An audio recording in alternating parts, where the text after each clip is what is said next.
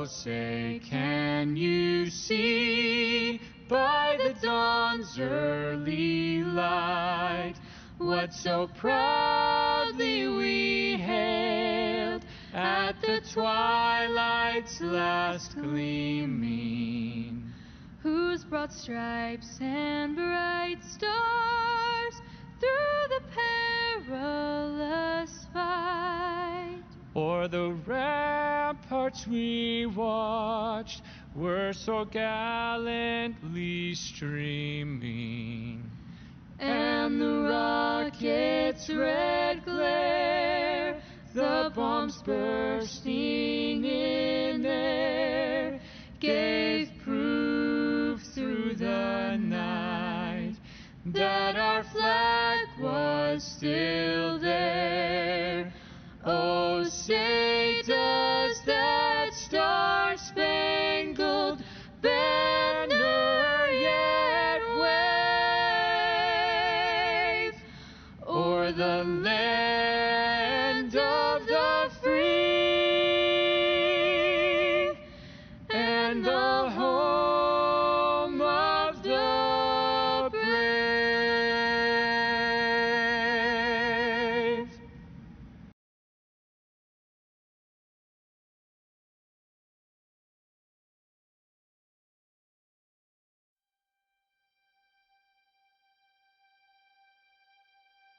Oh, Canada, our home and native land, true patriot love in all of us command. With glowing hearts we see thee rise, the true north, strong and free. From far and wide, oh Canada, we stand on guard for thee. God keep our land glorious and free. Oh Canada, we stand on guard for thee.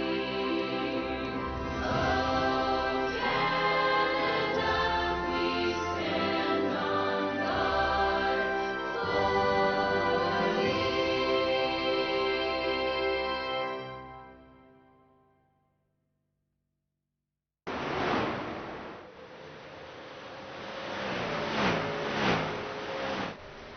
All right, welcome, ladies and gentlemen, to the third annual iRace for the Kids, supporting Jim Pattison Children's Hospital here in Saskatoon, Saskatchewan. Tonight we have a show for you. 27 of the best super late model drivers on iRacing have shown up, have unloaded, and are out there running practice laps as we speak, getting ready for 300 laps here at the virtual Richmond Raceway in Richmond, Virginia. This track in real life is known as the super speedway of short track racing. Races a little bit like Talladega, Daytona. Races a little bit like Bristol. Tight quarters, hard to pass at, and definitely going to be a big game of strategy here tonight as these drivers have 300 laps to go in support of the iRace for the Kids here. Welcome for joining us. My name is Tom Quiring. I'm up here in the broadcast booth, and I'll be calling tonight's race here as we got some of our guys out there. And if you've watched the last couple of years, you'll notice a couple of familiar names out there, but one of the most familiar ones is going to be sitting right there at the top of the leaderboard, returning for the third year in a row to defend his title, Mr. Kevin Dick in that 52 car, sitting right up on top of the leaderboard, looking to continue his dominance here. Braxton DeWeese, a newcomer here, sitting second fastest on the leaderboard as we see him running here in a big group of cars. That number 80 on the outside, that orange machine. He's got I believe that would be the 15 car, I think, running below him. Hard to tell from my angle, but little over 10 minutes remaining here in the practice session. Last little bit of chance to get a feel for what these cars can do out here, and we got Kevin Dick back out on track in that 52 machine. So far, best lap, 21.20 of a second here. And Deweese not far off, 21.22 seconds. In fact, our top 5 cars are split. Top 6 even split less than a tenth of a second here. It's going to be a heck of a race. Really, really competitive. But 300 laps. These cars do not have the fuel to go all 300 laps. In fact, they have enough fuel in the tank to run between 60 and 65 laps on a fuel run. These tires are going to wear down fairly quick too. So pit strategy, tire management, fuel management, definitely something we are going to have to keep an eye on here throughout tonight's race. See who comes out with the best strategy, who's the best at saving a little bit of tire, and what's going to be the better tire management strategy. Is it going to be run hard, get the positions you can when your tires are fresh, or are you going to save a little bit, hold back a little bit, save that tire for later in the run?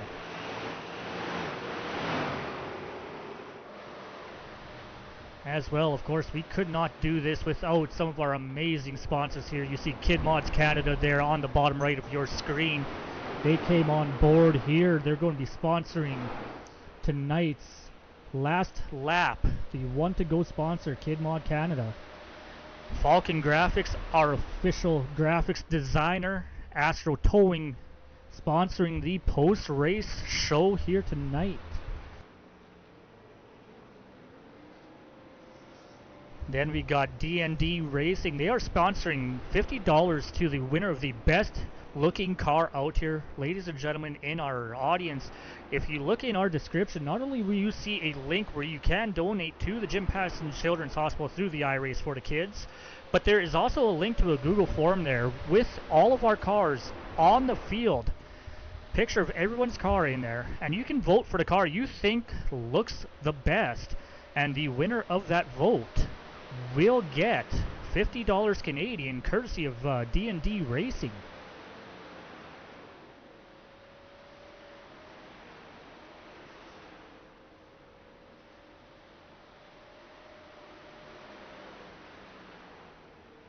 As well, we got Carrier Motorsports jumping on board. They are sponsoring our pole award. The driver who puts down the fastest lap in qualifying is going to take home an extra $100 Canadian on top of a free wrap from Misfit Creations that could be used on nearly any iRacing car to get a free wrap done by our buddies over at Misfit Creations. You'll see a number of his cars are out there on track. See if we can find one on track right now. In fact, the main guy right here, Justin Wall, bringing that 33 machine. He's the fellow that will be taking care of the qualifier or top qualifier here and getting that free wrap done, and he is repping some of his own work right there. As well, our green flag sponsor for today is Jackson's Lawn Care Service in Medicine Hat, Alberta. Young fella looking to make a few bucks by helping out those around him take care of their properties and their yards. So if you're in the Medicine Hat area and you're looking for some yard work to be done, definitely get a hold of that young man right there, and he'd be happy to see if he can slot you in. As well, we got Wellman Misfits Racing sponsoring the Hard Charger Award. Now, we do have a Hard Charger, and we have a Back to Finish Award being presented. The Hard Charger is for someone who qualifies near the back of our field, runs through the field, and makes up the most positions at the checkered flag from their finishing position. That will be definitely something we're going to try to keep an eye on throughout tonight's event. And they are going to be bringing home a couple of bucks extra for making up those positions. But like I said, we are also we also have a sponsor for the back to front challenge, which is going to be the top 2 qualifiers are going to get the option to take an end of line penalty off the initial start of tonight's race and start at the back of our 27 car field. If they take that EOL option, run through the field and win tonight's race, they will get an extra $100 bonus on top of everything else. So boys, these drivers out there, they've got just a few dollars on the line here, just a bit of an incentive to go out there and put the best show they possibly can on for us here tonight.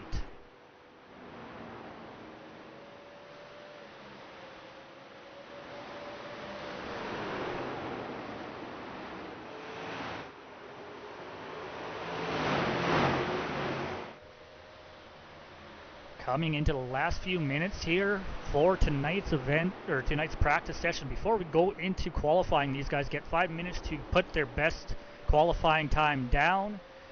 Like I said, top qualifier takes home an extra $100. Thank you to Carrier Motorsports for that sponsorship, as well as the free wrap from Misfit Creations. And then the top 2 qualifiers get the option to start at the back of the field for an extra $100 potential prize to win the race if they do so. And then we got 300 laps of hard racing, you know. And speaking of that back to front challenge, you know, it's going to be very, very tempting for these guys to do so and take that EOL. But it's going to be a very difficult field for them to climb up here through here. Looking at our best lap times here, Kevin Dick, like I said earlier, on top of the board with a 21.20 lap time. Our slowest car, the number 90 of Javier Gonzalez, he's ran a 21.93. That's about 7/10 of a second, which, you know, a split between 27 cars, that's a pretty tight field. So definitely going to be an interesting race. 300 laps to go. And these guys are going to be putting on one heck of a show for us, I think, tonight.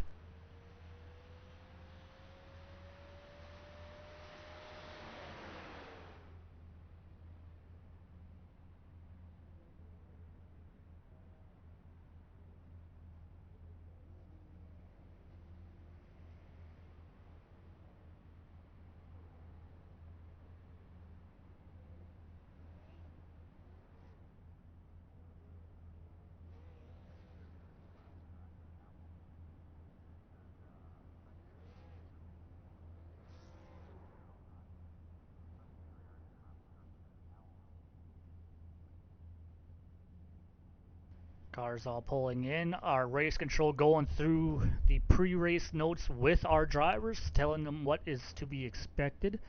We won't be hearing them right now, but those guys getting the rundown from our race control. Thank you, Sam Maxwell, for coming on to keep these drivers in line. You know, money on the line. It's going to be a bit of a job for him to keep these drivers reined in and make sure they keep their sights on the bigger picture. You know, there's a famous saying in racing that you can't win the race on lap 1, but you definitely can lose it. And, you know, it holds true, especially in these long races. If you don't save your equipment and overdrive your ability, your car, it is really easy to make a mistake and cost yourself a lot of time early on in the race. And it can be a big climb to try to come back up, especially with as competitive as our field is here tonight.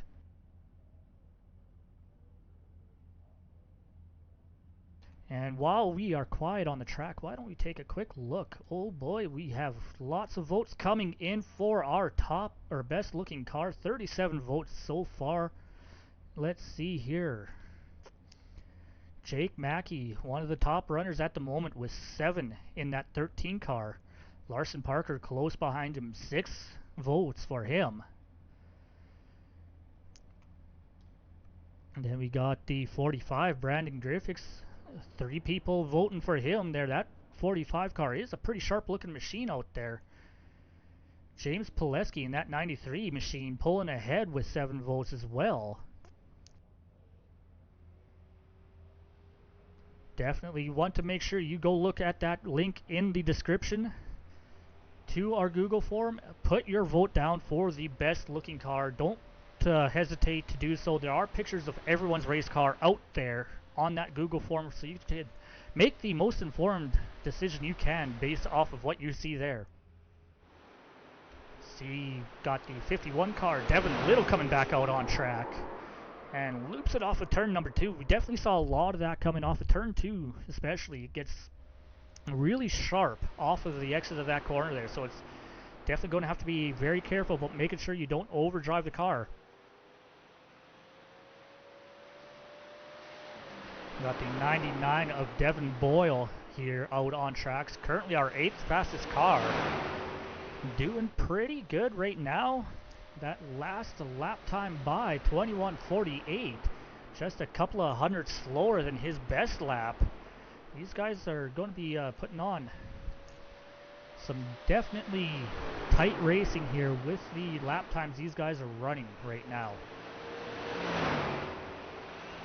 Just behind that 99, we got the 71 machine, Hunter Wellman. Wellman Misfits Racing, he is one of the owners of Wellman Misfits Racing, sponsoring the Hard Charger Award. $75 to that Hard Charger, courtesy of this young fellow right here in that 71 machine. And little interesting story he told me about this car. That car is designed to look like his father's first racing cart.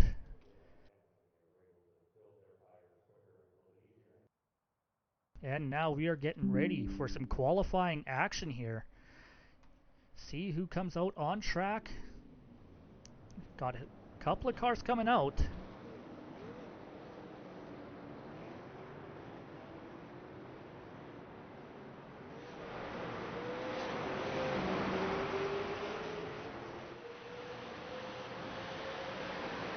Well, looks like I made a mistake here setting this session up. I meant to be 2-car lone qualifying. I overlooked it, and it is 5 minutes of open qualifying as we see. I believe that was a 90.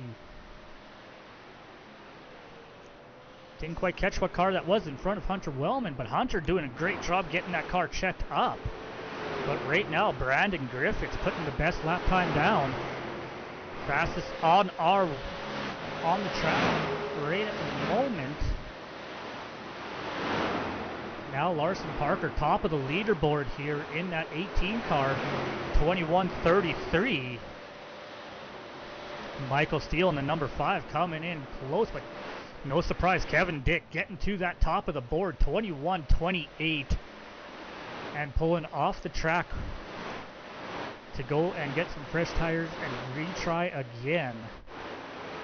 Larson Parker holding it tight in second place here, 21:33. Just lost out to Ryan Phillips with a 21:32. Phillips in that 27 machine, as we got the 127 of Ray Andrews going around off of turn number 2. Jake Mackey in that 13 machine was third fastest, just fell down to 4th. Larson Parker slightly edging him. Dylan Little bringing out our top 5.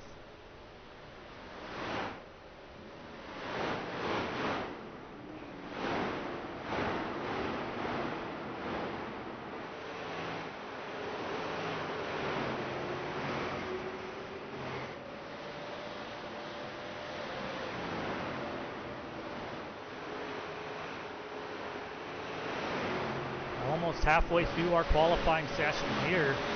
Kevin Dick still holding that top spot. Braxton DeWeese just moving into that second fastest position in that 15 machine. Larson Parker still holding on to third place. 21:23. Then we got a tie for second here. 21:26 between DeWeese and Parker. Jeremy Brooks in the 53 machine sitting in 4th. Ryan Phillips bringing out our top 5 qualifiers at this current moment. So far, it looks like everyone has put a lap time in.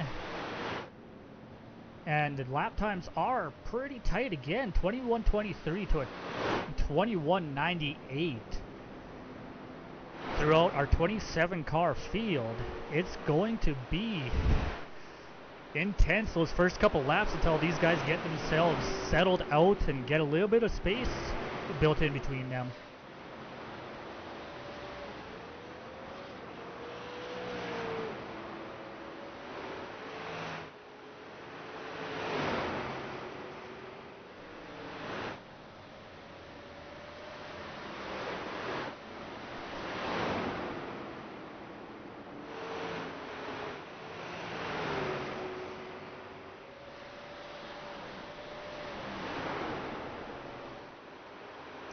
Dylan Little coming in with that 51 machine, taking the 4th place over.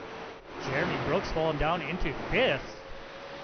In fact, as I say that, Ryan Phillips going out there setting a faster time than Dylan, taking 4th place away, moving Little back into 5th place. Less than a 1/10 of a second from 1st to 5th in our qualifying times right now. These guys, this track is going nice. It is quick, and it is going to be racy tonight. My God.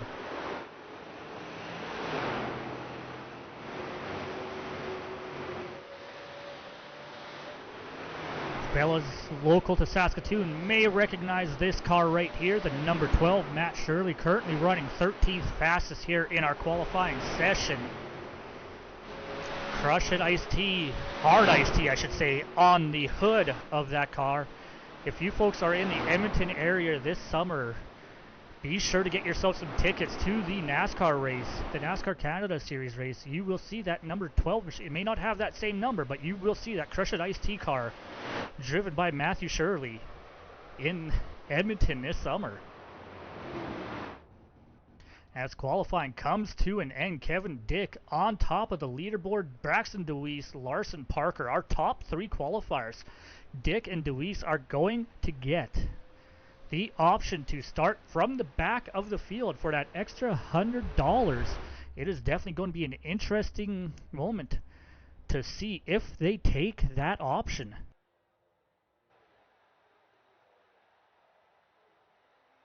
But now, ladies and gentlemen, we are going to get ourselves ready to start our feature race tonight.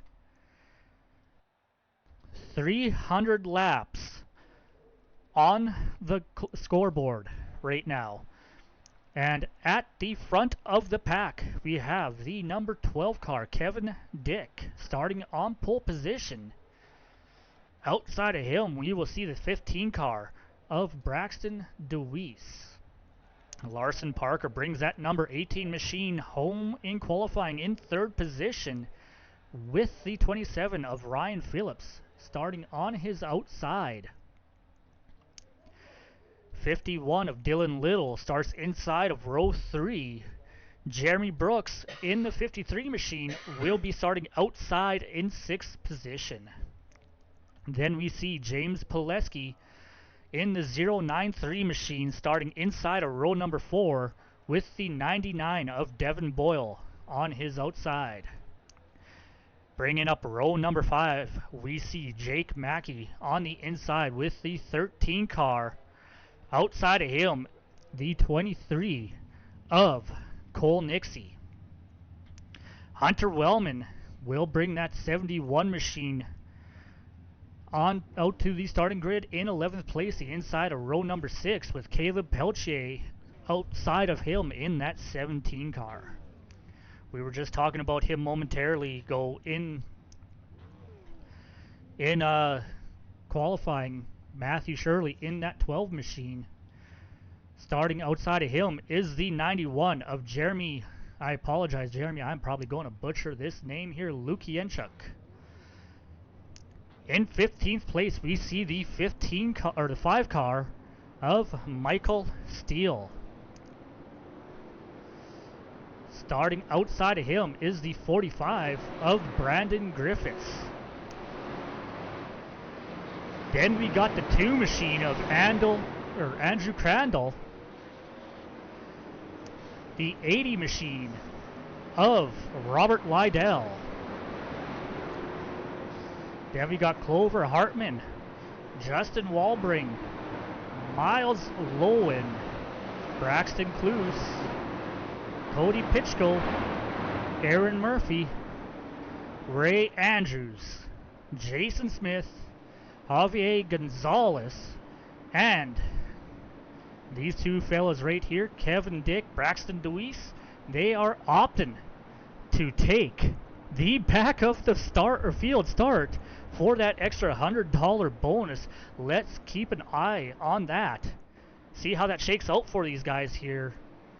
And if one of those two drivers can claim that bonus for starting at the back of today's field.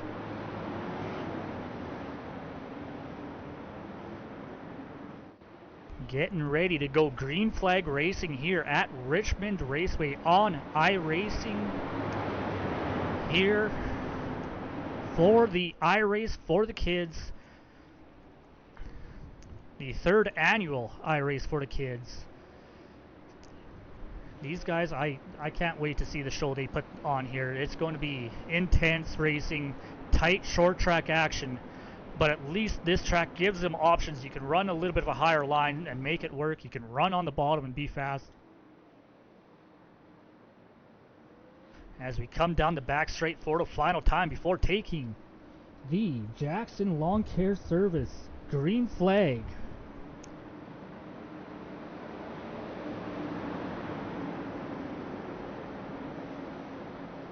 Pace truck pulling off to the infield. Field in the hand of the 18 car of Larson Parker. Green flag is in the air.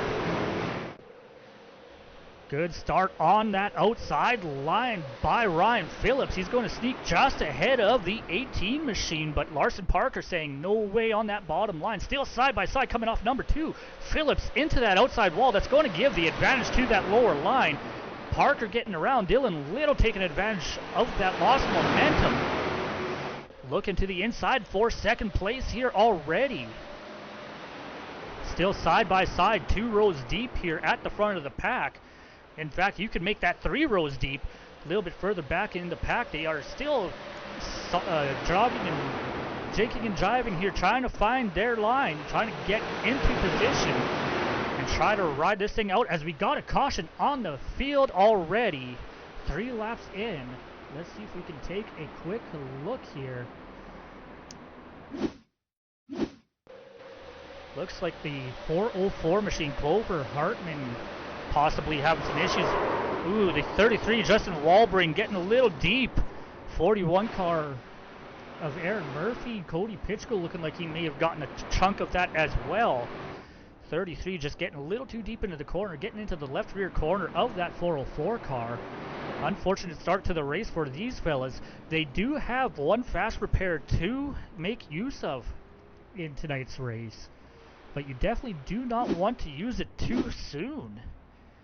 You want to try to save that if possible, but got a few cars taken off onto pit road here. Justin Walbring, Aaron Murphy definitely on pit road trying to get some damage repair after that incident. You also got the 45, Brandon Griffiths here. He must have gotten a little bit of that action.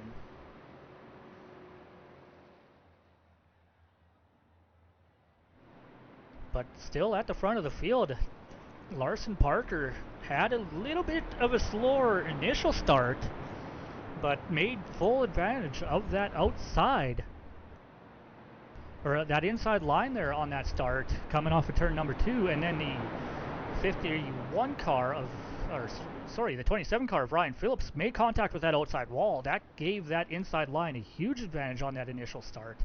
Let's see if Dylan Little in that 51 machine, if he's going to be able to make that outside do anything on this restart here.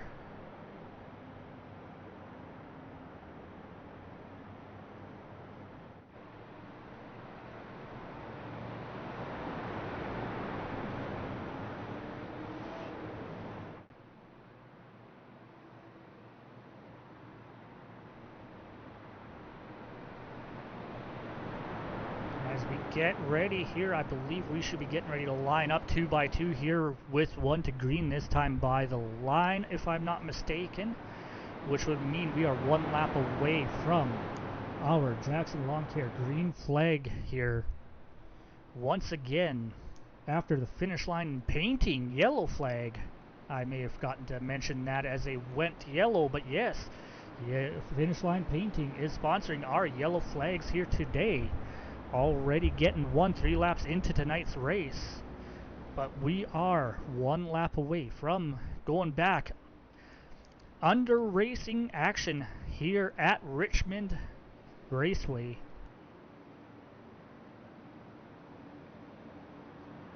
Dylan Little on the outside, Larson Parker on the outside coming through turn 3. The pace truck is going to pull off, leaving the field in the hands of that 18 machine.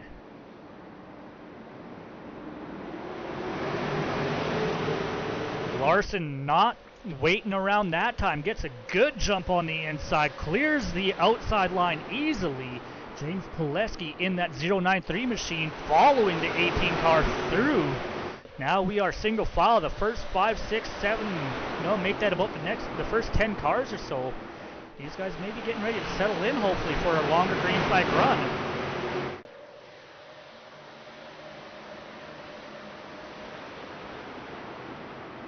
Follow along here with the 23 machine here. Got a couple of cars, Hunter Wellman, Devin Boyle side by side in front of him. He's going to dive down, try to take advantage of that open door from the 99 car. Not able to do it. Wellman closing the door and staying in 7th place right now, up 4 positions from his initial starting spot. Let's take a look a little bit further in our field here. Kevin Dick, our pole position winner, he nailed the $100 from Cafeteria Rose for starting on pole position. Looking for that extra $100 for winning the race after taking the EOL. Making great strides up the track, already back up into 13th place, 10 laps into this event. One thing we're definitely going to have to keep an eye on with the 52 and the 15, who is right behind. He is following that 52 car. Braxton DeWeese in that 15 machine, he started on the outside pole, opted to follow Kevin to the back, and he is following Kevin through the field here at Richmond Raceway. But we do have to watch, make sure these guys aren't burning up too much of their tire here too soon in the race. They do have 5 extra sets. Should be more than enough to make it through this race. As we see Braxton DeWeese on the inside of Jake Mackey. Mackey going to lose another spot to the 80 car of Lydell. 80 car working that inside line. Hopefully he can do something, but why don't we hop on board with our race pole winner as he works his way through this traffic here. You just see that nice and smooth steering inputs, not being rough with the throttle, coming up nice and smooth with his controls. And that's one thing that makes this driver extremely fast. He knows how to conserve equipment, knows how to make the most of it, and we're going to see that throughout the night tonight.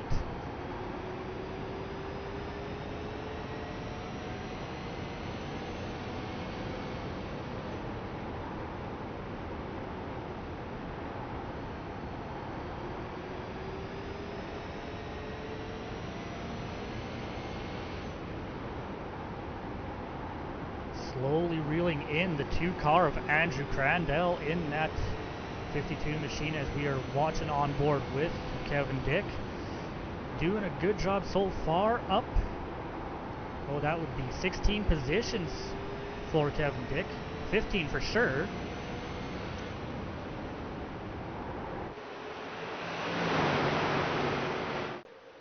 But back at the front here, Larson Parker still on pole position. James Pileski not letting him get away though. The top 3 are nose to tail. Then there's a small little gap back to 4th car of Jeremy Brooks, but Jeremy's still not letting them get too far away.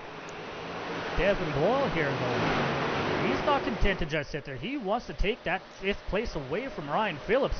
Boyle on the inside, Phillips on that outside line. But you can see what I was talking about earlier, how that outside line can work here. Hunter Wellman in 7th place right behind these guys.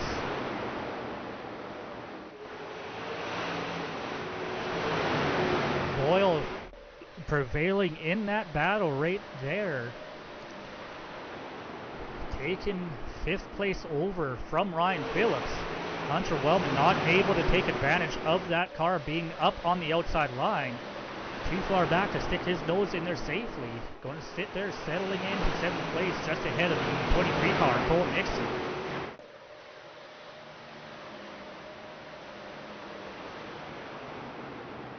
And remember folks, down in the video description there are 2 links. One link is to my PayPal if you wish to donate to the iRace for the Kids. It's supporting the Jim Pattison Children's Hospital here in Saskatoon, Saskatchewan. You can do so at that PayPal link. As well, we have a vote going on for the best looking car on the racetrack here. That is sponsored by D&D Racing there. Devin Boyle proudly sponsoring that, giving $50 to the winner of that best looking car vote. Let's take a look at the standings there right now. See if we can find out who's at the front. I'm looking through the scoreboard right now. Jake Mackey with 8 responses. Larson Parker with 7. Cole Nixie with 6, as well as Ryan Phillips with 6.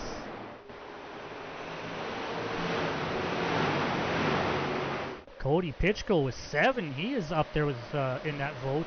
James Pileski with 8 votes. Clover Hartman riding close behind with 5. Do not forget to go and vote for your favorite looking race car out there, ladies and gentlemen. These guys definitely want that $50, so your vote could be the difference between them winning and being 1 vote short.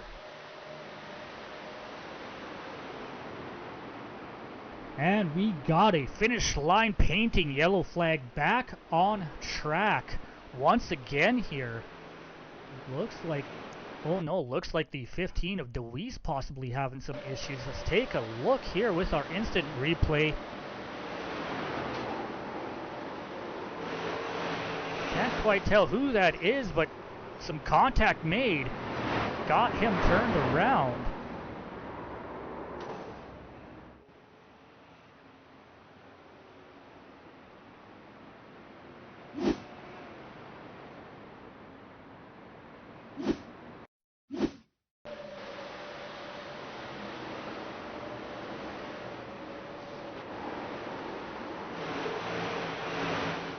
I believe that was the 2 of Andrew Crandell that got into the 15 and got DeWeese turned sideways. Right there, ladies and gentlemen, that is the risk of that back to front challenge.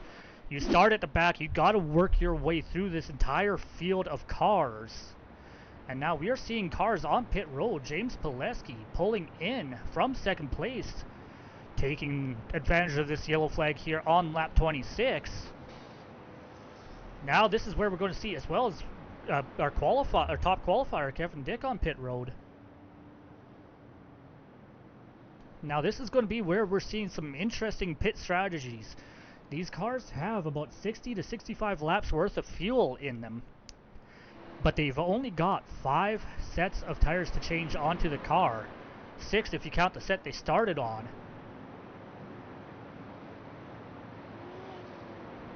So I don't know, these boys may have gone for a splash and go only. They may have changed tires. It's really hard to tell here with these cars. But 27 laps into 300. Under our finish line painting yellow flag once again for the 2nd time tonight.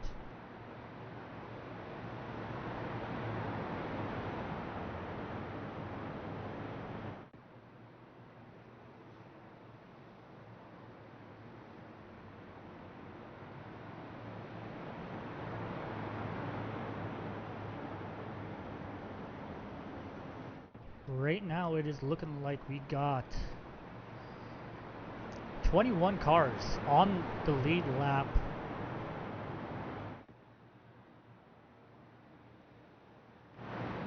But unfortunately the 15 car, Braxton DeWeese, back towards the back of this field. after getting into a little bit of an altercation with the number 2 car, getting turned sideways, bringing out the finish line painting yellow flag. So he is going to have to work, but you know what? His co-conspirator, Kevin Dick, right there with him, but we are getting ready to go back. Green flag race, and these cars are lined up side by side. Getting ready to go green flag racing once again here with the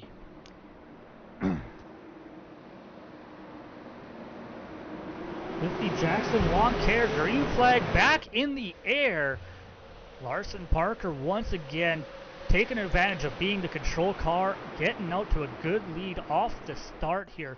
The 51 Dylan Little battling side by side for second place. Pulls ahead of the 99 of Boyle. Boyle just about clear. Ryan Phillips on his outside corner. There should have cleared off of turn 4, and he just does so. Phillips having to deal with the 23 of Nixie now, though.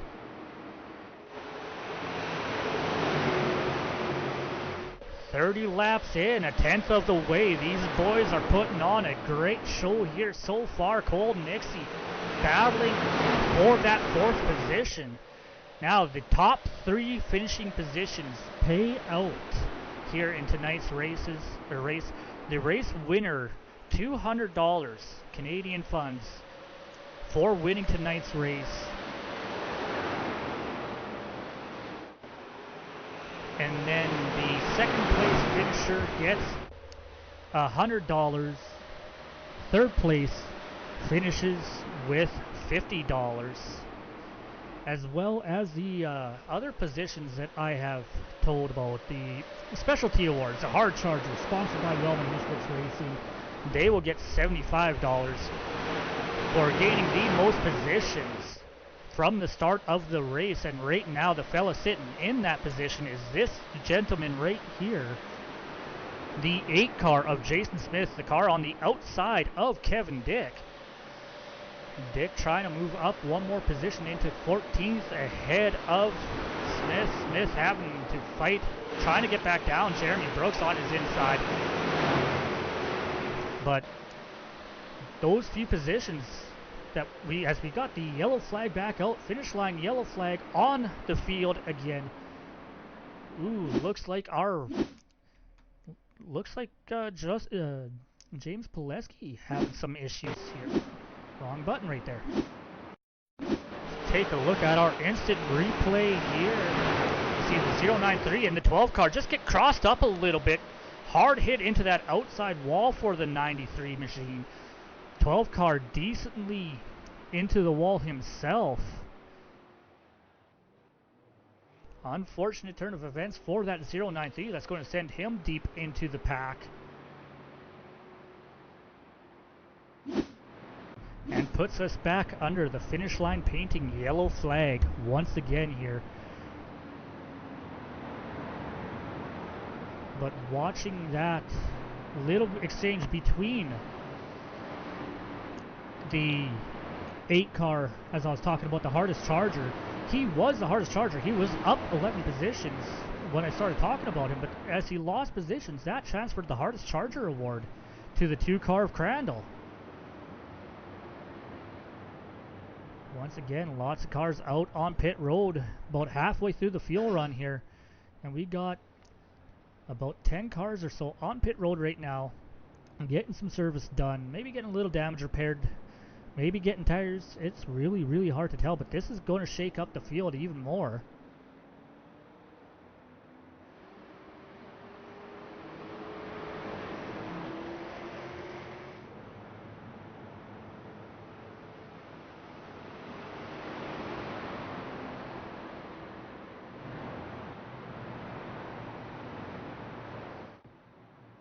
Larson Parker, though, leading from the front of this field, hasn't really let anyone else sniff at the lead so far in these first 37 laps. Even with all these caution flags come on out, he's been taking advantage of the restart zone. He is the control car. The second place outside car does have to wait for him to fire off. So he's been taking advantage of that little bit of an advantage that he has by deciding when he goes inside the restart zone.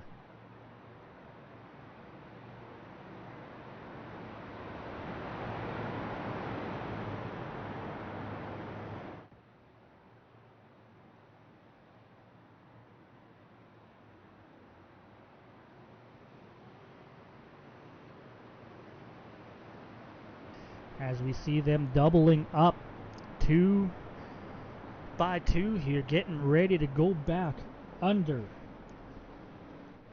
the Jackson Lawn Care green flag. Pace truck pulling off when he gets into turn number 4 here. Then Larson Parker will get to decide when he fires off in the restart zone.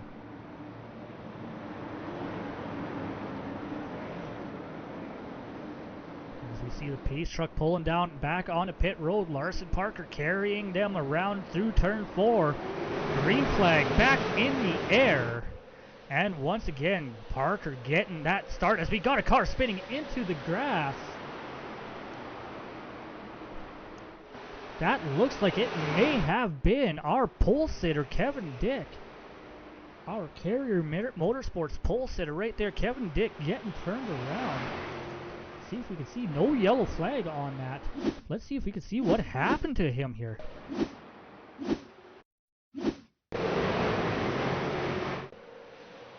Looks like he got a little bit of help from behind. Just got that 52 car turned sideways and down in the grass. Did a good job keeping the car clean. But that is going to make his mission tonight even more difficult. Luckily for him, he still got 260 laps. And we almost are guaranteed to see more cautions here tonight. Oh, we got another car spinning. Looks like it's the 45 car, Brandon Griffiths. The finish line painting yellow flag coming back out.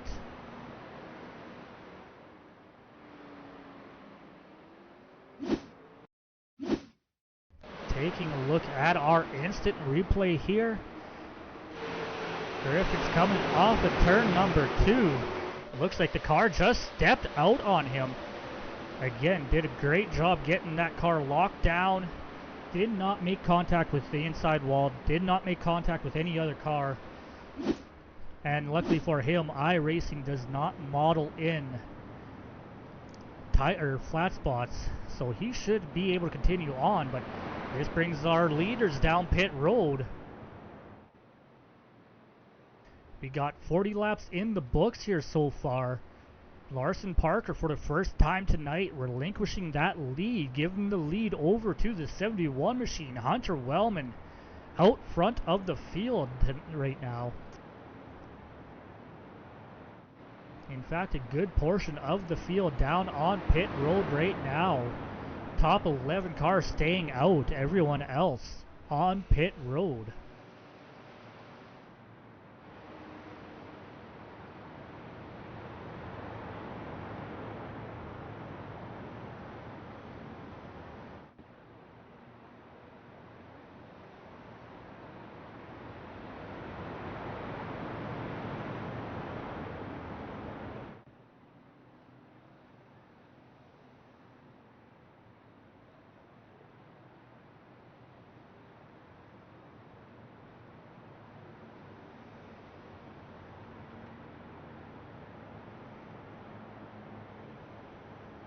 Just taking a look at our D&D best looking race car vote, and right now Cole Nixie pulling out to a commanding lead right there in the vote. 11 votes for that 23 machine right now, currently riding in 5th, but he and the 10 cars around him, the rest of the top 11, those cars have yet to pit, or did not pit on this most recent caution anyways.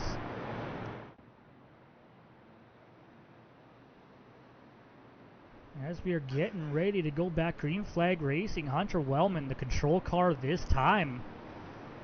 He gets to decide when they fire off. Jeremy Brooks in that 53 machine starting on his outside position. And taking a look at our Wellman Misfits Racing Hard Charger Award right now, Javier Gonzalez up 18 positions in 9th from his starting spot. But Pace Truck about to pull off, and we're about to get Jackson Lawn Care's Services green flag once again as Hunter comes out of turn 4 into the restart zone. Green flag in the air. And they're wrecking off of the restart already.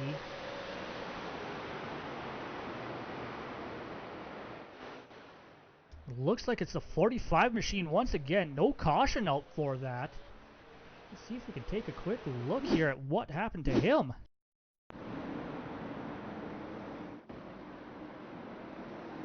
You can see the green flag comes out right about there. And just gets a little help from behind from, I believe that would be the 91 car. Turns him around, does a good job getting that car collected once again, keeping it nice and clean. And once again, back under. The finish line painting yellow flag here. Let's see if we can see what happened here while we were watching the last replay. The 99 Devin Boyle tries to close the door to the inside and catches up with, ooh, the 99 rolling over, and looks like he came to a rest upside down. That's going to change this race up quite a bit right there.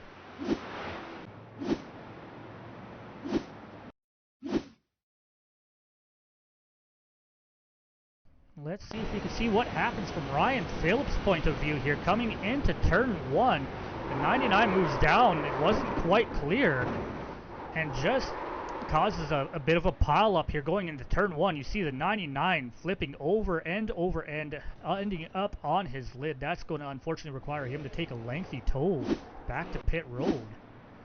That's going to cost him a good shot at this race, unfortunately. But it looks like we had 7 cars involved. 6 cars involved in that race. 5 cars. They listed Devin Boyle rolling over a few times there on the scoreboard.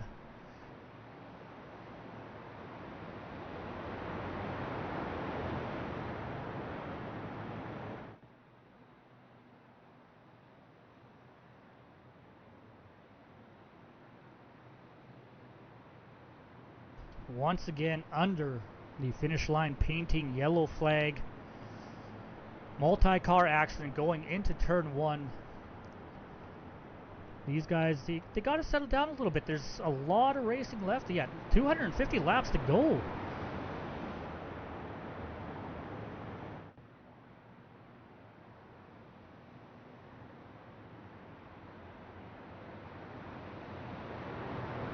And while we are under caution, once again here, don't forget, viewers at home, in the description you can go down. There's a link there to PayPal account if you wish to donate to the iRace for the Kids, to the Jim Pattison Children's Hospital here in Saskatoon, as well as a link to vote for your favorite car on the track, the best looking car.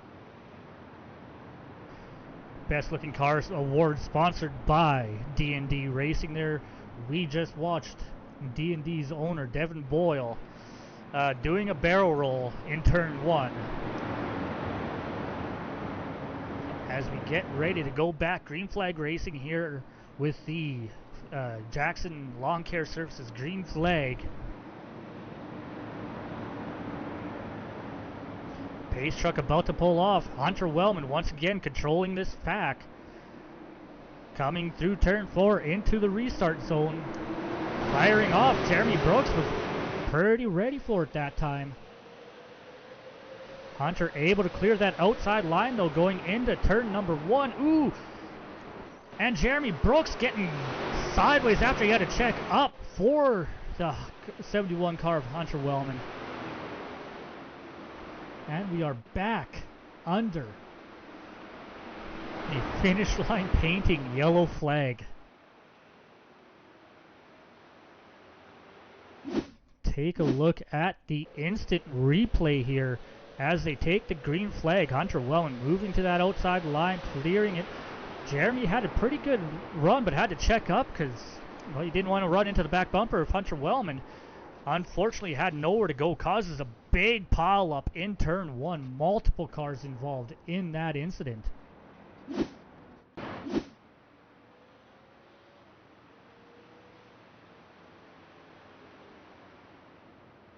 While we are under caution here once again, let's take a quick overview of some of our race sponsors here.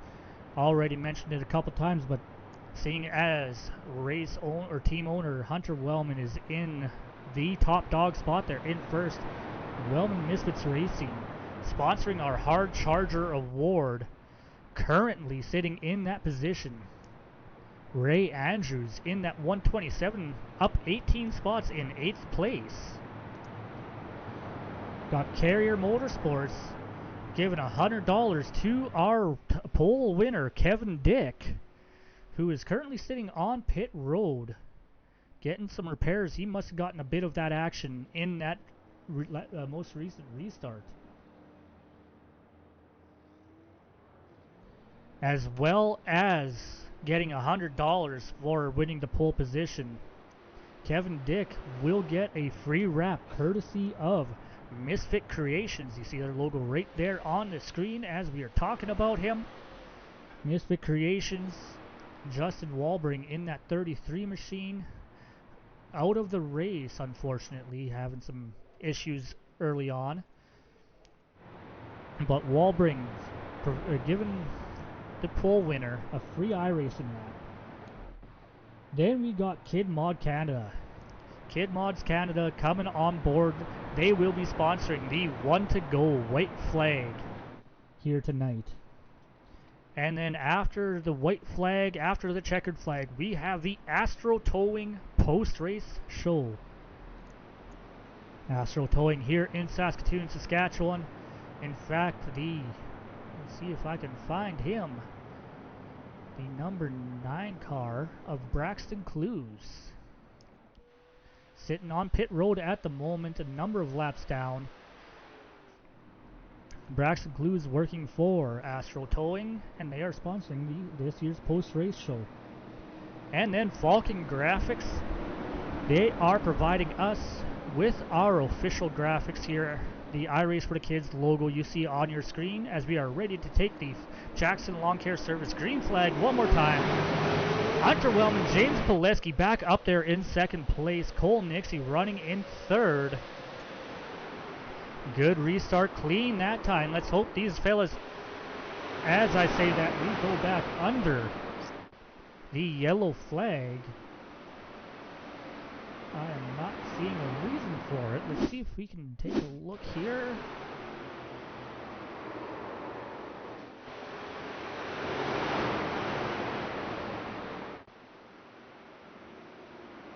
There is a possibility that was a race-controlled caution, as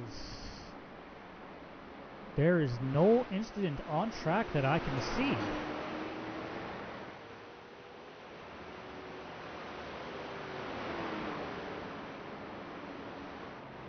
So once again, under the finish line painting yellow flag here. Those two sponsors, Yellow Finish Line Painting, Jax's Lawn Care Services, they are getting their money's worth out of their sponsorship here today. Lots of yellow flags, lots of restarts so far. In fact, I've already lost count how many yellow flags we've had.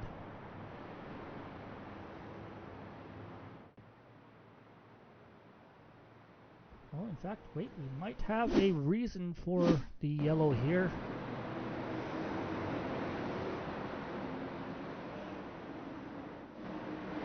Matt Shirley, as he gets ready, gets bumped from behind as he checked up, catching up to the field. And then a bit more melee in the mid-pack.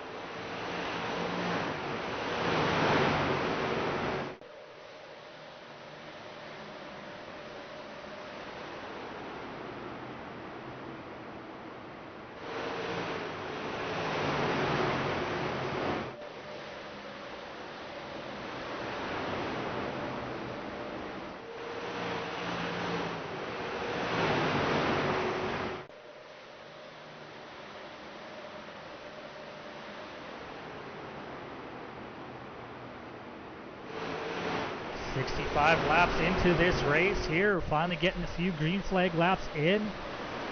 Ray Andrews right now, our hard charger candidate, with 17 positions gained, up into 9th place at the moment.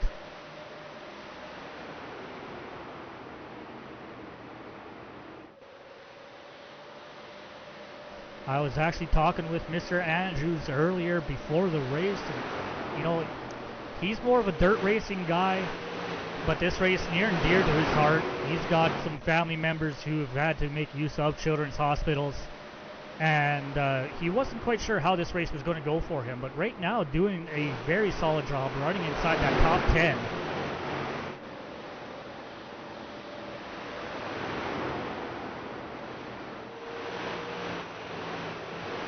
Back up front, Pileski pulling out to a solid lead here. About 3/4 of a second ahead of second place Hunter Wellman. Wellman doing a good job right now though, holding second place. Dylan Little about another half a second or so behind in third. In fact, our top 5 nice and spread out right now. Larson Parker though looking to take 4th away from Nixie.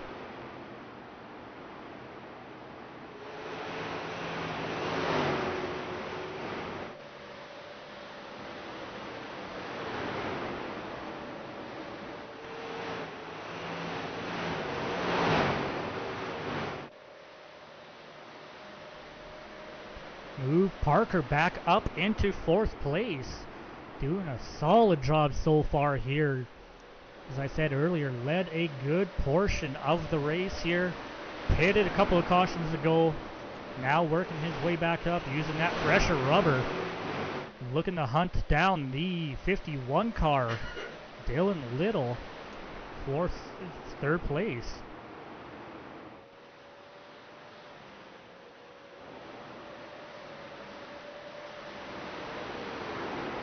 Take a look back at our top 2 qualifiers. Kevin Dick here running currently in the 13th place.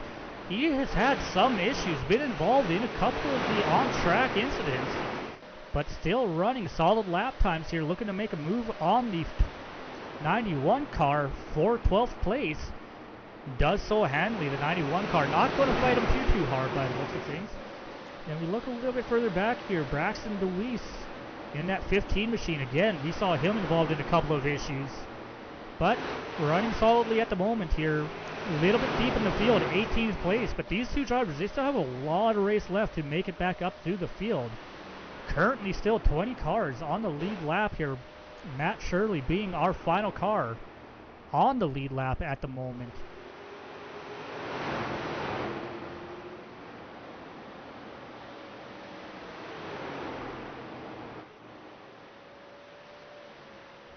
Back up front, Pileski pulling away now over 1.7 seconds ahead of the 71 car of Hunter Wellman. Pileski, I do believe, has fresher tires than these 2 cars directly behind him. But Larson Parker has been on pit road already as well, so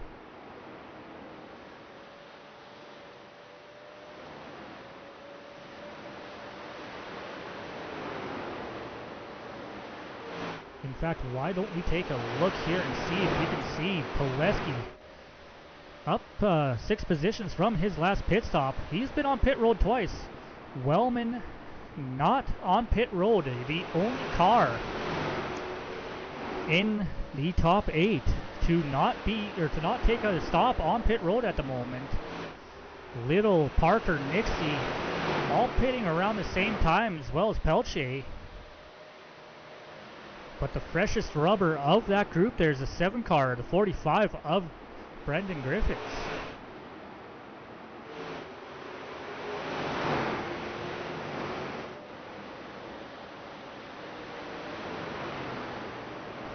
Everyone kind of settling down here, running some laps. Got the 5 car, Michael Steele, getting a little pressure from behind by that number 2 of Andrew Crandall. I apologize, I'm not sure exactly which way you want to say that name, but hey, I'll roll with what I got. Michael Steele doing a good job keeping that 2 car behind him at the moment. But it's definitely at the point of the race where we're going to see that mixed bag of strategy. Hunter Wellman right now getting some pressure for second place from Little. Those worn tires are going to start getting to him. Not to mention, he is going to have to start thinking about stopping for fuel. Under green, these guys have about 60 to 65 laps. You can save a fair bit of fuel under caution, but 80 laps into this race, that 71 car has to be getting light on fuel at this time.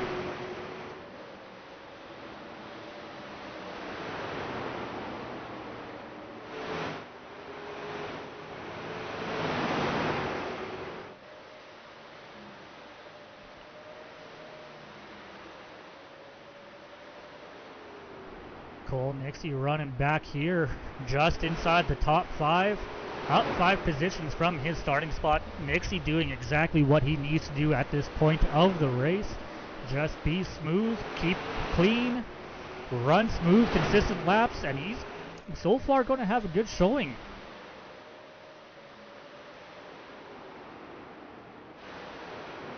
Back here we got a little bit of a battle.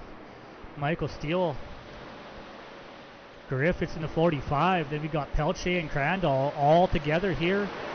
3-4 cars racing each other for 6 through 9. Definitely don't want to look too far back though here, because Kevin Dick, our pole sitter, up to 11th place, slowly working his way back through the field. We know that 52 car is fast. We know he knows how to make moves.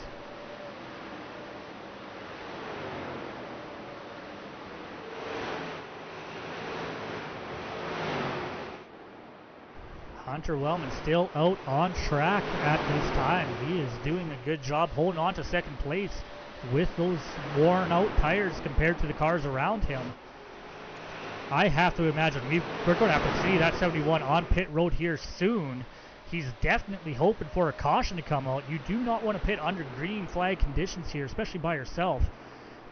These cars, they take about 20 to 25 seconds to change all 4 tires. And as I speak, we see the 71 car making his way down onto pit road. 20-25 seconds just to change the tires, plus your time driving down this pit road at 35 miles an hour. You definitely lose a couple of laps on pit road under green flag conditions. That's going to promote Larson Parker up into second over Dylan Little.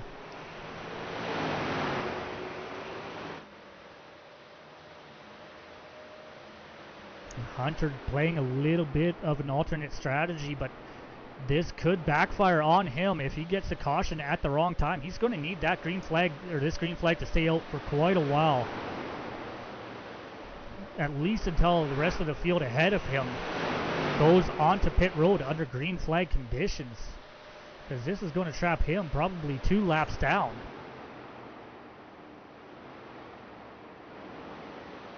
See him merging back onto the track here. He is being scored on lap 85, coming to lap 86.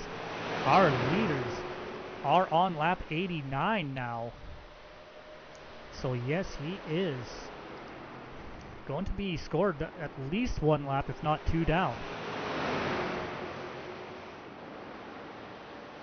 Pileski out to the point. Parker trying to reel him in. Parker 4.2 seconds behind though, as we got a caution on the flag, or on the field here. The finish line painting yellow flag back out.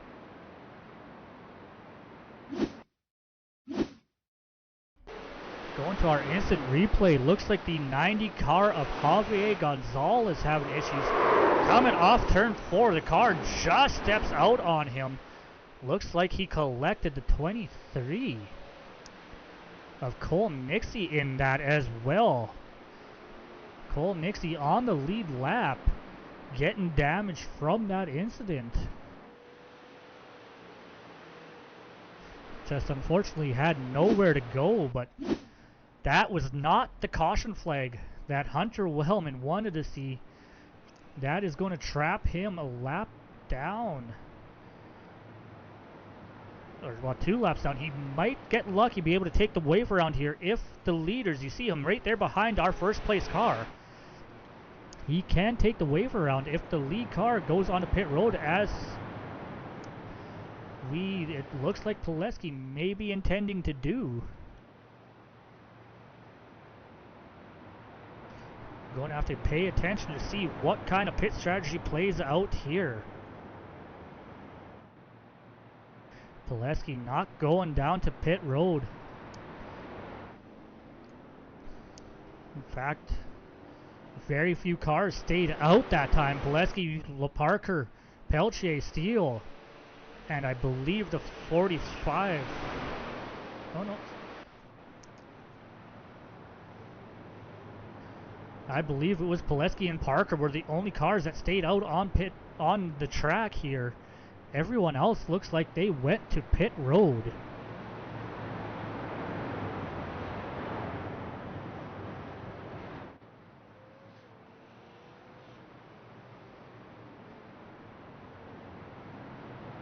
Once again, let's take a look at our Wellman Misfits Racing Hard Charger Award. Still holding on to it. The 127, Ray Andrews, now running in 8th position, up 18 positions from his starting spot. The next closest car to him would be the 8 car of Jason Smith.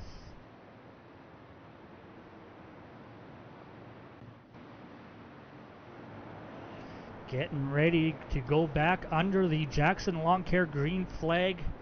Cars double filing back up here on the racetrack.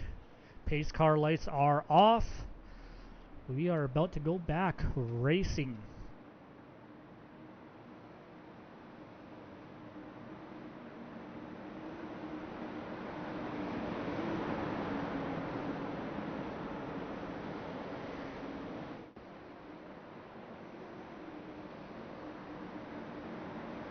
Getting ready to go. Restart zone. Pileski fires off.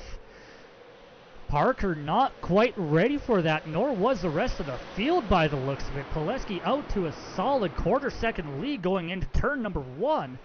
Parker was able to hold off the 5-car Michael Steele for 3rd place, as we got a couple of cars making contact with that outside wall.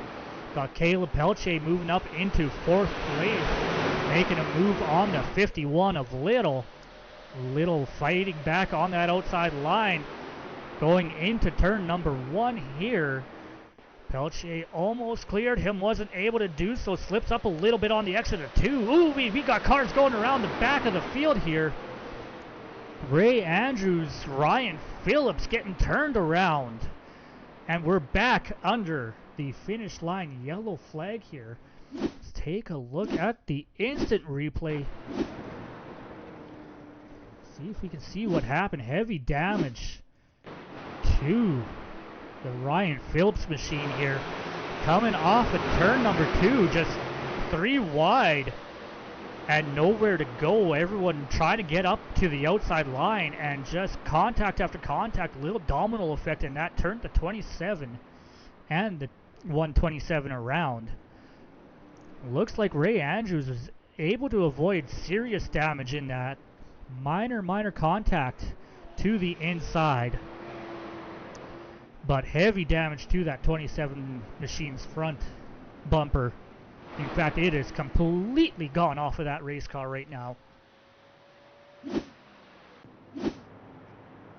But this shakes up the front. Parker on pit road, Pileski on pit road. DeWeese in the 15 machine, the 52 of Kevin Dick. Some of our hard, heavy hitters getting service done on their race cars here under this yellow flag period. 97 laps. We're almost a third of the way through tonight's race.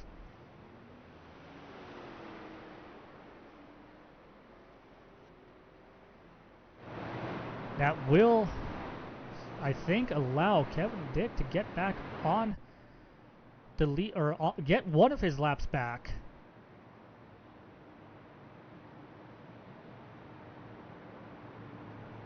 Unfortunately, it does not look like it did. But does appear now that he is the first car down one or more laps. So if we keep getting these yellow flags, he can take advantage of that lucky dog, that free pass award, as we double file back up here, get ready to go back green flag racing. Pace car probably going to turn its lights off when we get to the start finish line here this time by.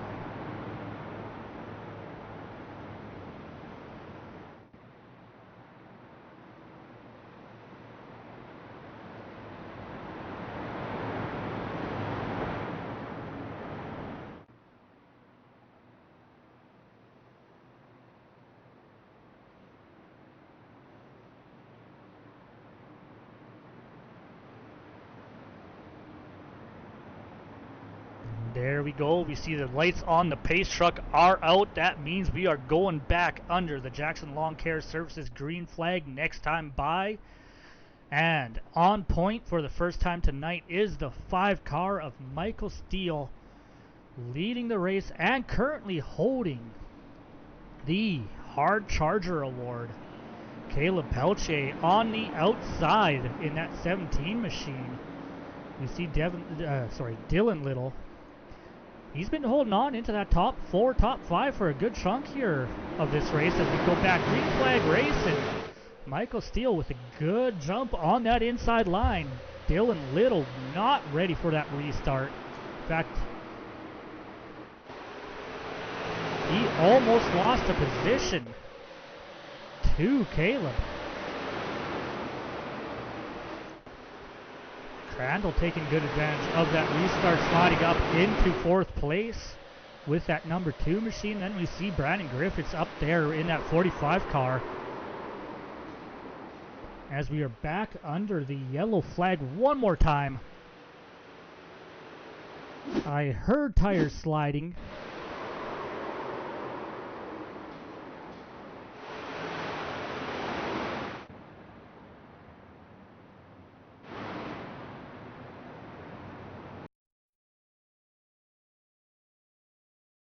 See if we can find out just what. Looks like the 13 car, Jake Mackey, makes a little bit of contact, gets turned around.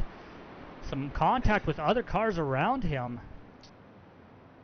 You see Jason Smith there doing a good job getting that car wound up, not getting involved in that accident. Unfortunate turn of events for that 13 machine of Mackey. He was doing a pretty solid, running a pretty solid race so far. Probably not as far up the running board as he would like to be, but holding onto it as well as he could. The big winner out of that should be right here, this 71 car, Hunter Wellman. I believe he should get the free pass award if I'm not mistaken.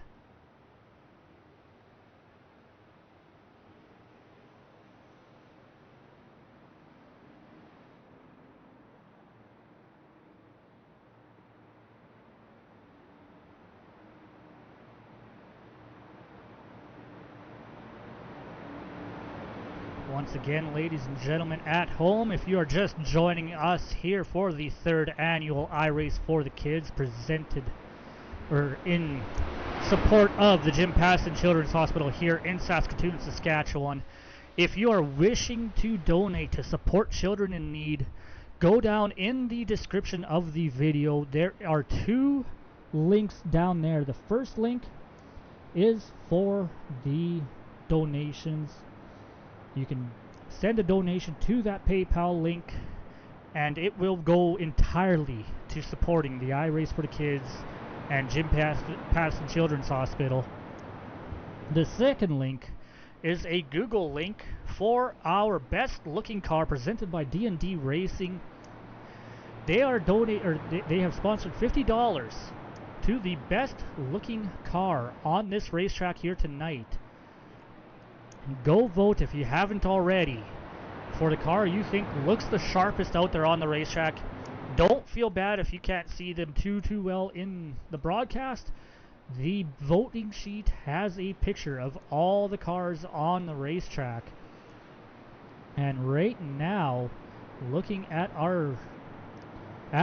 the vote as we are getting ready to go back under green flag, it is looking like the 23 car Cole Nixie in the lead with 15 votes for that 23 machine. Michael Steele on the pole position here, or on the top dog spot here in first on the restart as the pace truck is getting ready to pull off of the racetrack back down pit road and putting us back under the Jackson Lawn Care Lawn Care Service green flag as Steele comes into the restart zone. Once again, that inside line jumping away. We got a car down on. Looks like DeWeese having some more issues. Slow on the front straightaway, letting a bunch of cars go by him. Kevin Dick here in 14th place. He has not been able to make up the ground that we thought he would be able to. I'm wondering if that car maybe has some damage left over from other incidents so far this race.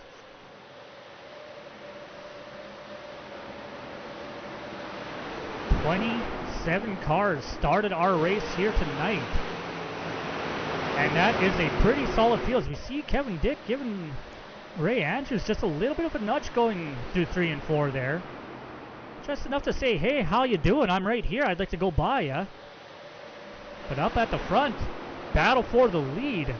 Dylan Little in the 51 machine, taking over top spot from Michael Steele. Caleb Peltier right there looking to try to capitalize on the 5 car being up high on the track, was not able to do so. Settling back down in 3rd, and right now we've got a battle for 4th. We got the 18 car, Larson Parker, taking over 4th place from Andrew Crandall in that number 2 car.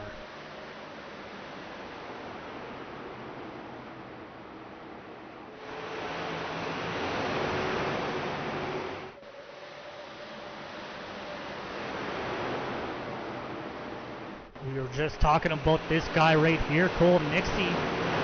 He is currently leading the vote for the best looking car on track. Why don't we hop on board with him for a moment here, just see how that car looks like it's running for him tonight. Oh, never mind. We are back under caution. Oh, it looks like our pole sitter, our Carrier Motorsports Pole Award winner, Kevin Dick, having some issues. Not sure who that was with or around him. Take a quick look here.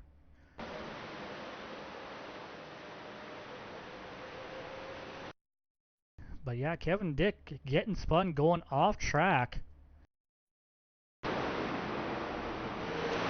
That would appear to be the 8 car of Jason Smith making contact as they come off of turn number 4, going up into the outside wall.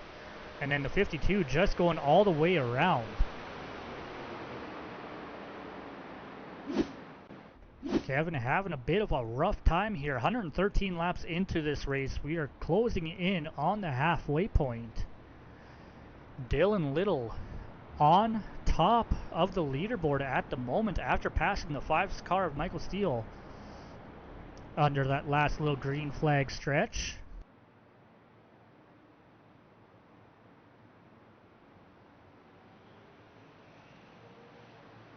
And we see the 71 car, Hunter Wellman, getting his lap back. That will put him back up on the lead lap. So yellow flags following in his favor after having to pit. After not pitting under the multitude of cautions we had early in the race, pitting under green, trapping himself 2 laps down when the caution did fly. The yellow flags once again being brought to us by Finish Line Painting, as you see on the bottom right of our screen.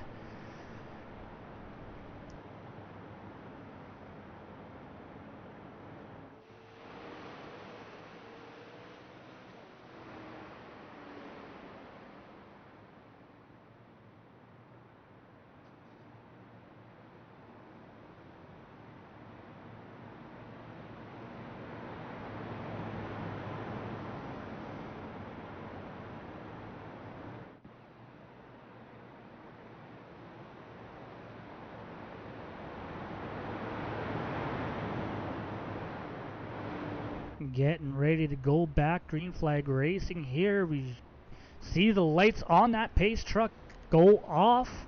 That means one more time around before we get to Jackson Lawn Care Services green flag. Once again, if you're in the Medicine Hat area and you need some lawn care services,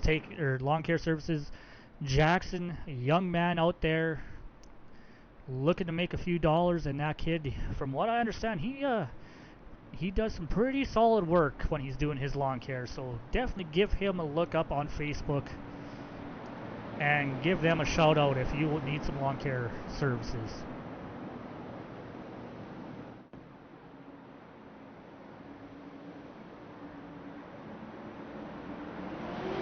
Green flag back out. Once again, that inside line getting the jump. A little to the lead. Michael Steele on that outside has room to slot down. Does not take it ahead of that 17 car of Peltier. Peltier having a little bit of a struggle there, trying to keep that 18 car on that high side, trying to keep that 18 car behind him. Parker making use of the momentum on the high side, staying side by side across the start-finish line. Parker just edging out that 17 car for third place across the line, but that could not have been by a lot. Now they get it settled out here. Top 5, single file. Then we go back here. We see Cole Nixie side by side with Andrew Crandall. James Pileski right in behind these guys. And then we got the 80. We haven't talked much about this guy right here. Robert Lydell in that 80 machine, currently up 10 positions in the 9th running order. As we got the finish line yellow flag once again. And I am not seeing an issue that would have brought the yellow flag out. Let's see if this will do it for us.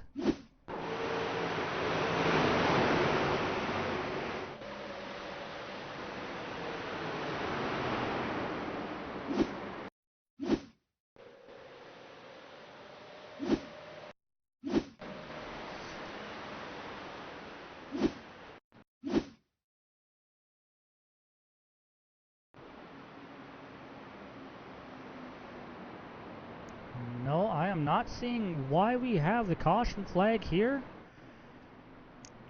But we are once again under the finish line painting a yellow flag.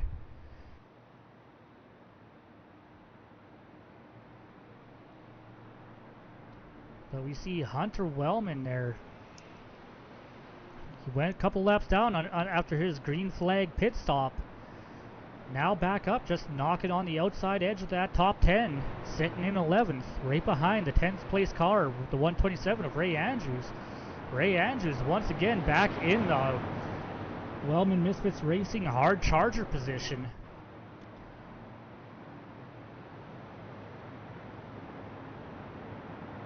And getting an update from the 15 pit stall here, Braxton DeWeese. They have not taken their fast repair. They do have approximately 5 minutes worth of damage, but they've been taking advantage of all these caution flags here, just picking away at the damage and getting it done. I imagine that 52 Kevin Dick is doing something very similar.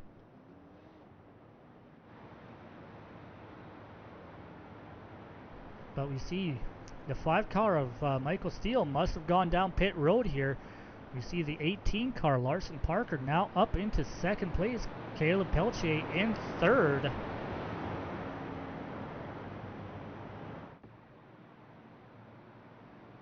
$120 laps of 300.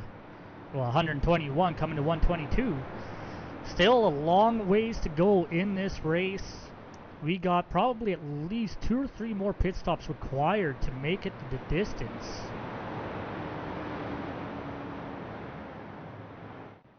It is going to come down to these guys having to keep track of how many sets of tires they have, how many sets of tires they've used, and make sure they have at least 1 set remaining for the final end of the race here.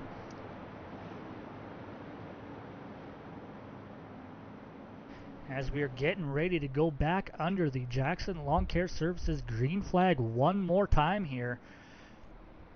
The 51 car, Dylan Little in the catbird seat on the top spot in 1st place inside row of row 1. He is the control car. Larson Parker sitting there hoping he can do everything he can to keep up with that 51 machine when the green flag flies, and there it goes. Parker nice and even. That's the first time in a long time we've seen that outside line stay with the inside control car on the restart. Parker timing that to the T. Still side by side coming off of turn number 2.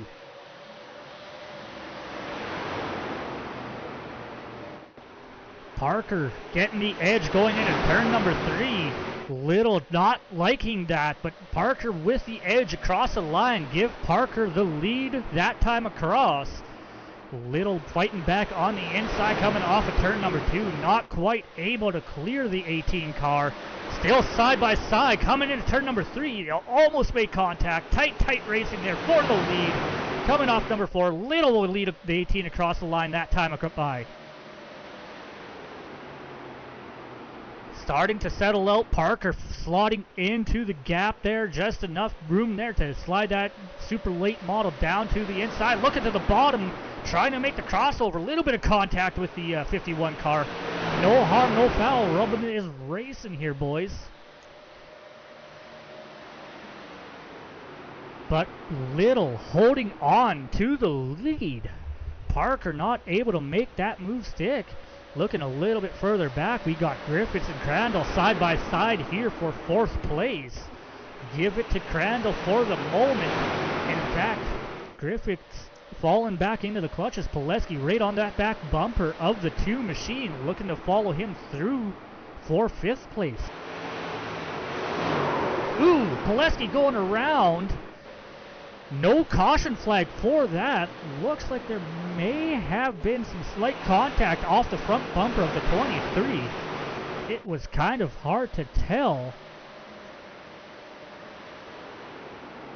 But Pileski falling down into the 12th spot. Nice recovery for him. Nice job keeping that, getting that car pointed back in the right direction. Single fouled here at the front. They are now just kind of running in a straight line, logging some laps in. Top 3 still in bumper to bumper pretty much. Dylan Little, Larson Parker, Caleb Peltier doing a good job here of commanding the race at the moment.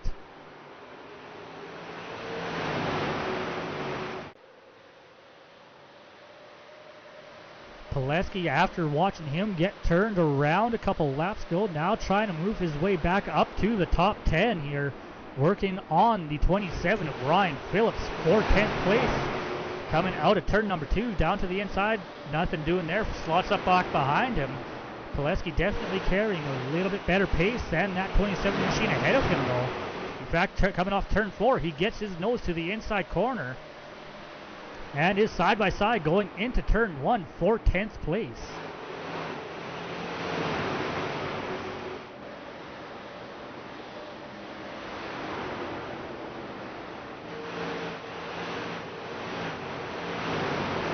Looking a little bit further back in our field here.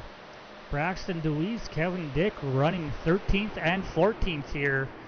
These guys, remember, they started on the lead row, the front row, opted for that end of line penalty for that extra $100 bonus should one of them manage to win tonight's race. Kevin Dick has done it before here last year in the iRace for the Kids. I don't see why he wouldn't be able to do it again this year. We know that 52 car is a fast machine.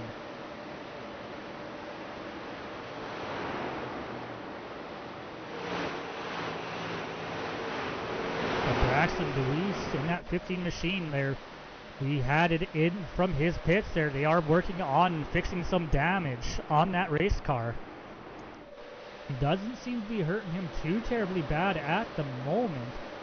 Last lap around, he was a 21.63.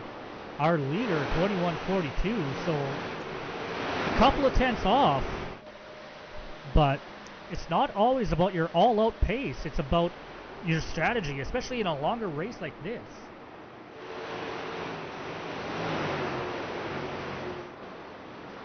Ooh, big crashes. We got the yellow flag back out on the field.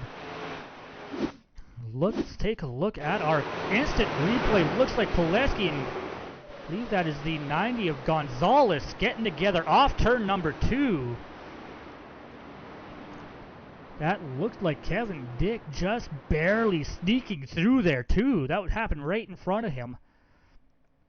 Yes, Pileski almost rolled down the track right into that 52 car.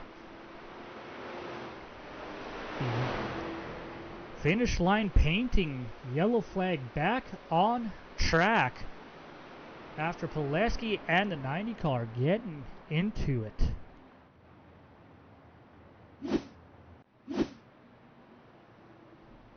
Up front here, we got our top 2 cars, Larson, Little and Parker, on pit road, giving the lead over to Caleb Pelche for the first time. As we see, I believe that is the 91 car getting a lap back. 91 or 99, they are pretty much identical car. The only difference is the number on the car. Yeah, that would be the 91 getting his free pass around the field to get a lap back. That will put him back on the lead lap with the rest of the field here. Currently 16 cars by the looks of it on our lead lap. But right now, our top 3, Caleb Pelche, Andrew Crandall, Cole Nixie, all Canadians up there in the top 3 of our race.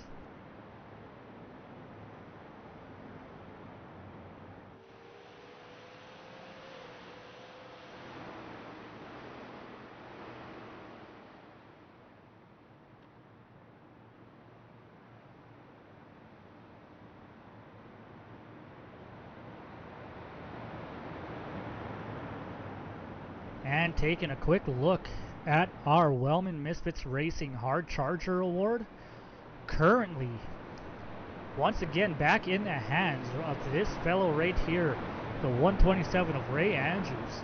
Up 19 positions from his starting position. We are looking like we are getting ready. Yes, pace trucks lights are off. We have one more to go before we go back under the Jackson Lawn Care Services green flag here at Richmond Raceway.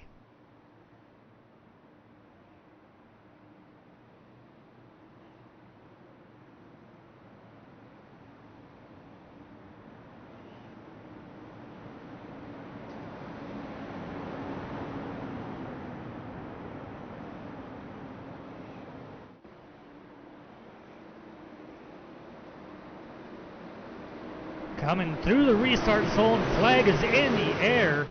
Pelche with a good start over Crandall on that inside line. Nixie settling into third place, has a little bit of a look on the inside from Ryan Phillips. Ooh, big move to the bottom there. I believe that would be the 18 car of Larson Parker. Using that elevator coming off turn 2 as we got a car going around. Jake Mackey spinning it off track, getting the car straightened out. We stay under green flag here. Take a quick look at what happened to that driver right there as he come off turn 4. Looks like there may have been a little bit of contact getting him turned sideways. Great job getting that car straightened back out and back on track. Back at the front though, it is a battle here between the top 4 for the lead of this race. Pelche has it. Crandall, Nixie, Parker all won it. And a little further back, we're looking 3 wide into turn number 1. Little Phillips, Slidell, side by side. They keep it together, keep it clean. Little coming out. Sorry, that'd be Parker coming out, or Phillips, sorry, coming out on top of that 3 wide maneuver. On top with Jeremy Brooks. Now Michael Steele coming in behind. for position here. The big loser out of that maneuver, or that whole situation, is that 80 car of Lydell. Currently running in the 9th place, up 10 positions from his starting spot.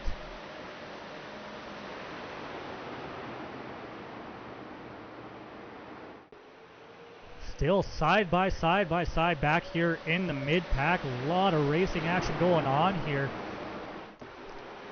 Larson Parker making his way up into 2nd place, trying to track down that 17 machine in the lead. Dylan Little not content to just let Parker drive on by here, trying to reel that 18 car back in. Parker looking to the inside for the lead, side by side down the back straightaway. Clears the 17 going into turn 1. In fact, the 17 is going to lose 2nd place out to the 51, and now is going to have to fight to keep in 3rd place. The 2 car Crandall down on the inside. Right now, give that position to the 2 car. Crandall almost taking it away coming off turn 2. Peltier holding on to it going down the back straightaway. Slipping a little bit here through 3 and 4. Going across the line, it's still Peltier in that 17 car just ahead, but only by a hair. And we got the 23 as we go back under caution flag here. The finish line painting yellow flag back in the air. Looks like the 80 and the 45 having some issues here. Come off of turn number 4. Following along, you see the 80 car up by the outside line, tries to come to the inside, doesn't realize the 45 has his nose in there.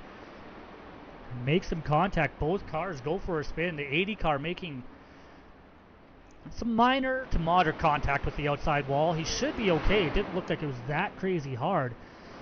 Brandon doing a great job of getting that car rolled back up and not causing any more damage than he's already had. But once again, putting us under the yellow flag here at Richmond Raceway as we see a whole whack of our top runners on pit road.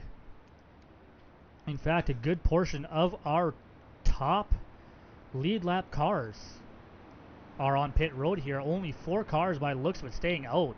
Parker, Little, Brooks, and Wellman moving his way up into 4th place. See the 404, Clover Hartman there in behind the 71 car. That car is multiple laps down at this moment. Appears to be about 2 laps behind pace in that 404 machine.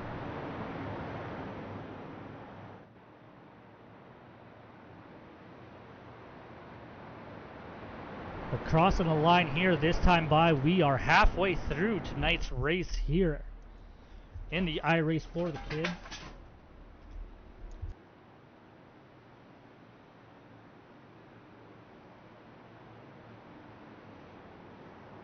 Larson Parker leading the halfway point under yellow flag here. The finish line painting yellow flag.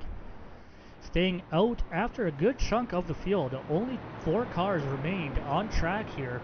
Now, these 4 cars that pitted, I do believe most of them stayed or pitted under the last flag or the flag before that. So they do have fresher tires. But they are going to have to contend with all these cars that are now on brand new race slicks here. These tires do wear out, do give up grip over time. So definitely something they are going to have to keep in mind as they have traffic that will be faster catching up to them from behind.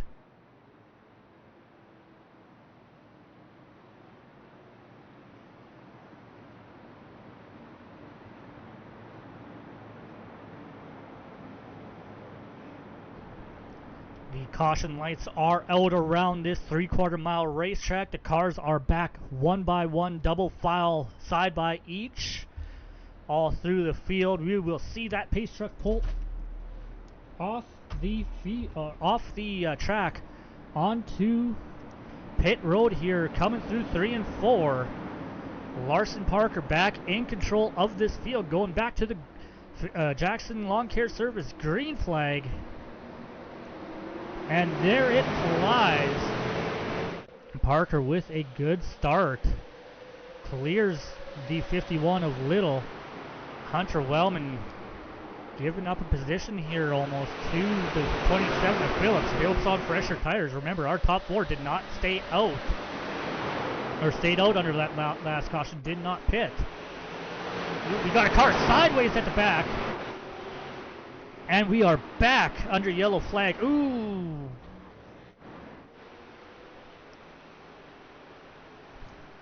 Late hit on Crandall, sitting sideways on the exit of turn number 4.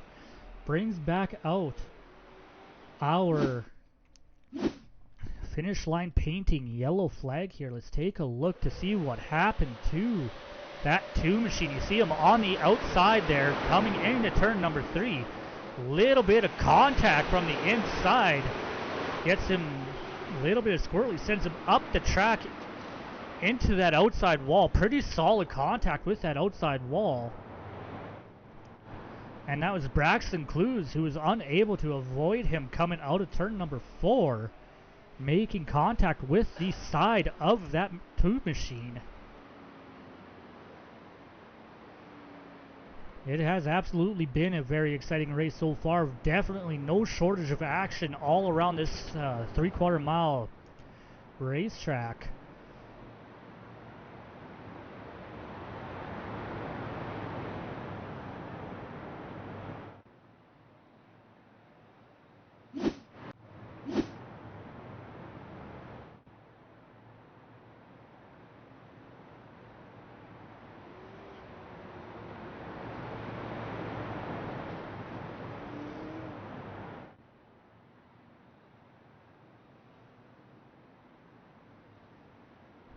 And once again, if we have any new viewers at home here, welcome to the 3rd annual iRace for the Kids.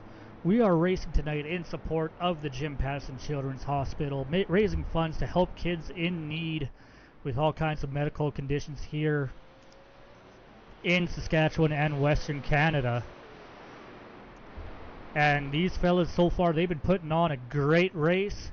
If you at home want to help support the Children's Hospital, you can do so by donating to the PayPal link in the description below, as well as there is a link to a Google form for our best looking car on the racetrack. Last time I looked, Cole Nixon, the 23 machine, was starting to run away with that vote. He had 18 votes the last time I looked.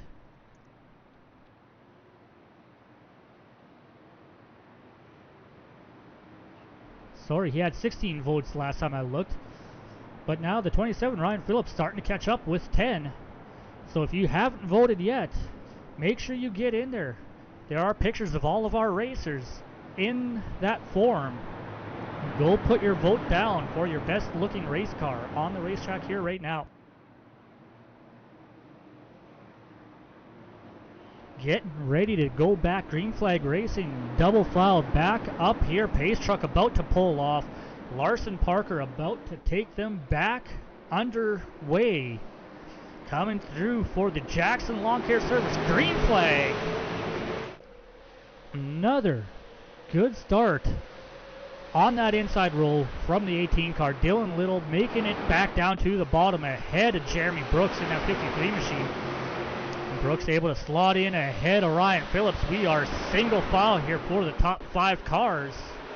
Top 4. Hunter Wellman looking back for 5th here on the inside of the 17 car.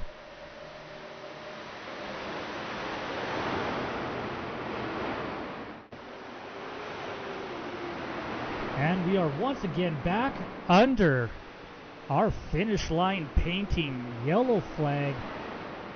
Looking like the 41 machine, Aaron Murphy, having some issue. Take a look there in his Mark Martin throwback scheme. Comes off at turn number 4, and the car just steps out on him. He did a great job not hitting anything, but he decided to get towed back to pits. I wonder if he felt his tires were a little fried.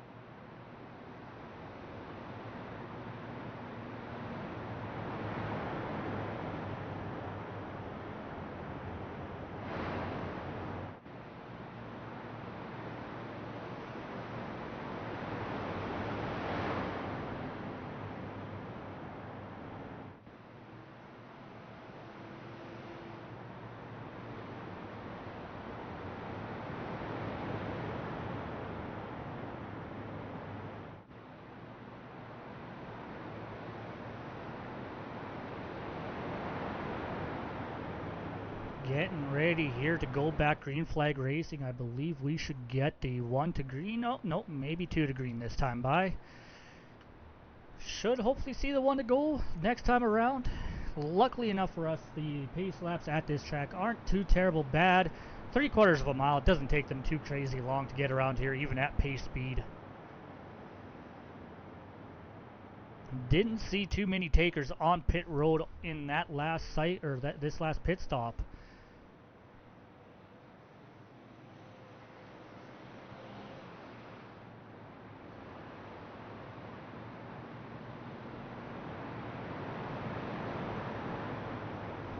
Let's take a look here as we come around 3 and 4 again at our Wellman Misfits Racing Hard Charger Award, still being held by this 127 car, Ray Andrews.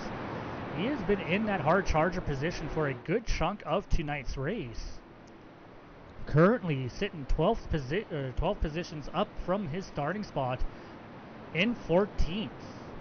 And we are seeing the field double file back up. The lights on that pace truck are once again off. We will be back under green flag this time around here. Larson Parker still in that lead position and still controlling the restart of our green flag.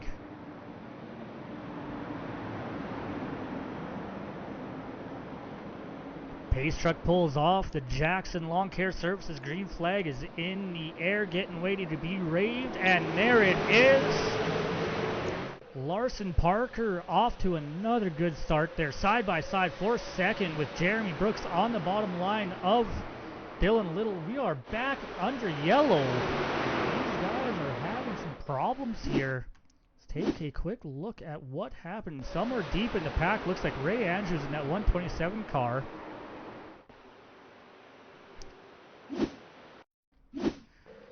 Looks like it may be the 127 car. That is him on the outside. Almost looks like he missed a shift. Let's hop on board with... Yeah, that 127 car just stopped right in front of the 15 car of Braxton DeWeese. Let's hop on board with that 15 car and see what happened here. Oh, sorry, it was the 45th. Yeah, it looks like the 127 missed a shift. And because that car just stopped moving.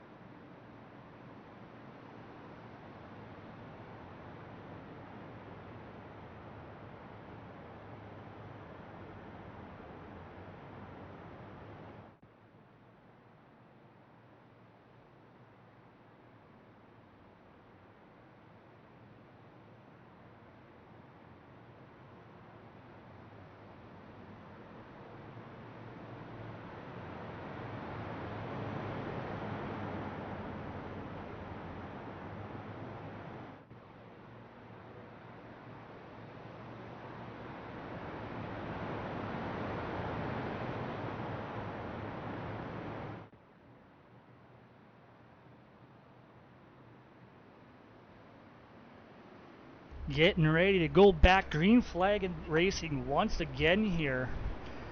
168 laps complete of 300. We have a long ways to go yet in this race, but these boys seem to have issues keeping the cars straight. But right now, Larson Parker, Jeremy Brooks on top of the field, taking control of this race so far. Parker's been up there quite a bit this race. Pace car pulls off. Field in the hands of Larson Parker in that machine as the Jackson get along his surface. Green flag flies once again.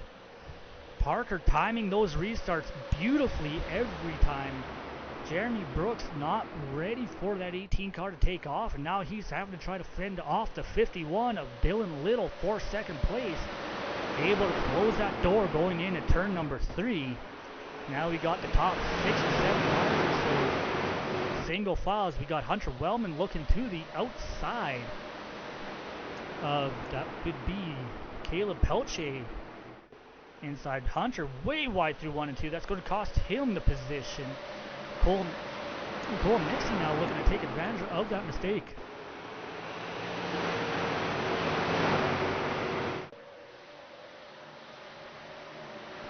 Still side by side here for the 6th position.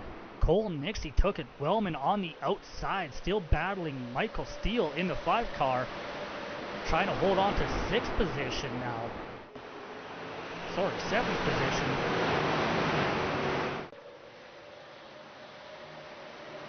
Take a look back through our field here.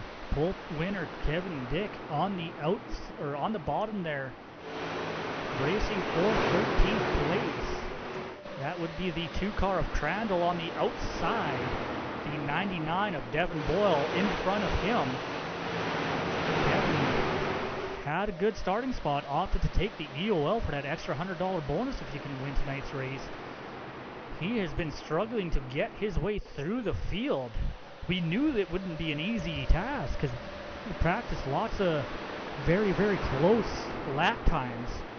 And now with the mixed bag of strategy as far as tires and fuel go that we are in the middle of here, definitely having to work, plus the fact that we've seen the 52 car as well as the 15 of DeWeese involved in a number of incidents so far tonight.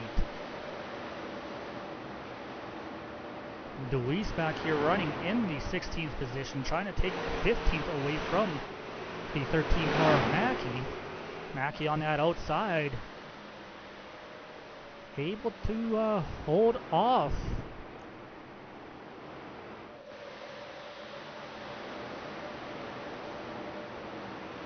Oh, sorry, that was not Mackey. That was a lap car of Jason Smith that he was passing, so that wasn't even for position. Jason Smith currently being scored about 12 laps down.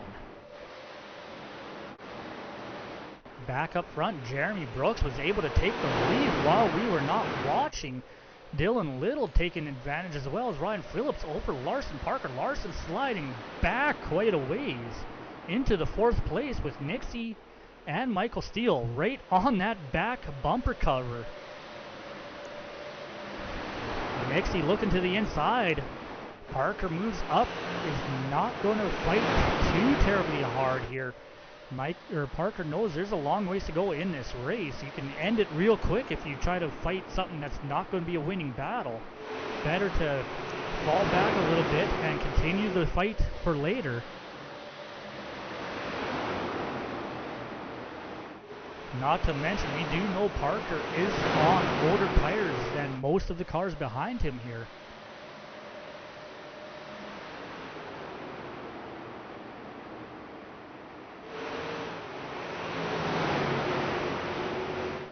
And speaking of other prizes, or of the prizes in this race, going back to our hardest charger presented by Wellman Misfits Racing, we've currently got a 3-way tie.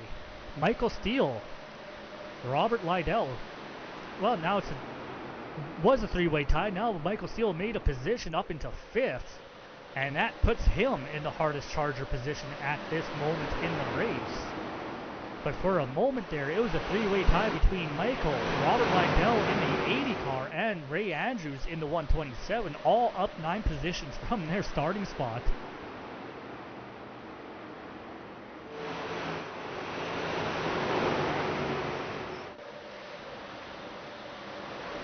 The field now running more or less second or single foul. Robert Lydell trying to get around the 91 of Jeremy Lukianchuk. And right in the midst of this battle here, that 52, Kevin Dick breaking his way back into the top 10. First time we've seen the 52 that high up the running order in quite a while. He's been doing a very great job of keeping that car as clean as possible. Even though, like I said, we've seen that 52 in a number of incidents. He's done a good job getting repairs done to that car, but more importantly, staying on that lead lap. That is essential here. He's definitely got enough pace in that car to stay with these lead lap cars. But he still wants to get as much of that damage repaired as possible. So he's been doing a good job on doing that. That crew has been crucial in keeping that 52 car still in this mix. About 116 laps remaining in this race. He's still got plenty of time to get his way back up to the front of this field. Jeremy Brooks opening up a little bit of a gap here on second place. Ryan Phillips, Dylan Little battling it out for second place at the moment. Side by side coming out of turn number 2. Phillips on the bottom is almost able to clear that 51 car. Not quite able to do so. 51 battling back going into turn 3 on that high side.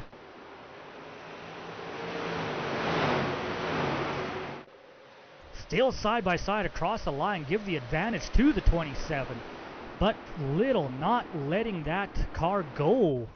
Making everything he can happen on that high side there. Trying to take second back.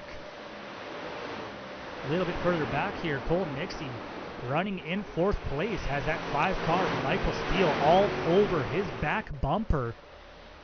Trying to snag that 4th position away.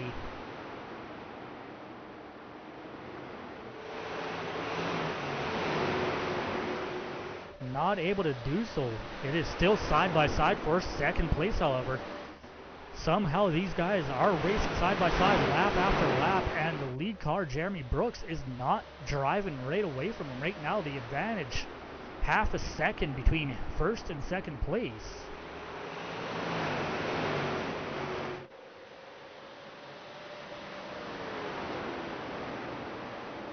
And still side by side for second. Little on the outside, not giving an inch to Phillips on the inside. Give the advantage that time across the line to the 27 car on the inside, but it wasn't by much more than a couple of feet.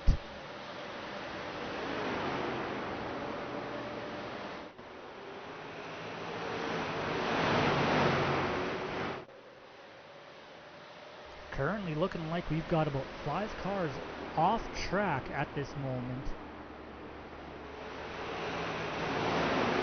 Which leaves us 22 cars still rounding around this circuit at 190 laps completed.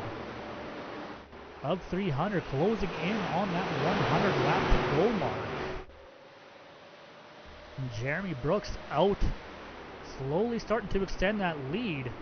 Phillips finally able to take control over second place over the 51 of Dylan Little. That battling though has allowed Cole Nixie to close in on the back bumper of those 2 cars. Looking a little bit further back here, the 52, Kevin Dick, has been able to work his way up into that 8th position. Now working on Caleb Peltier for 7th. Looking to the high side, is able to get alongside coming off of turn number 2. Will he have the pace going into 3? Does definitely look like he's going to have the pace to stay that nose ahead of the 17 car. Not quite able to clear him, but very, very close. Should be able to do so going into turn number 1 here. And yes, he does. Kevin Dick up into 7th place as we have the finish line painting yellow flag back out on track. Looks like there was an issue between the 404 and the 127 here, coming through turns 1 and 2. 127 up on the high side. The 404 comes up, just gets into the left rear corner. Ray Andrews into that infield wall. Hopefully not very hard. Hopefully that car doesn't have too much damage on it. The 404 should be okay. Definitely cost both of these cars a lot of time as they came to a stop on the bottom side of the racetrack. Bringing the yellow flag back out.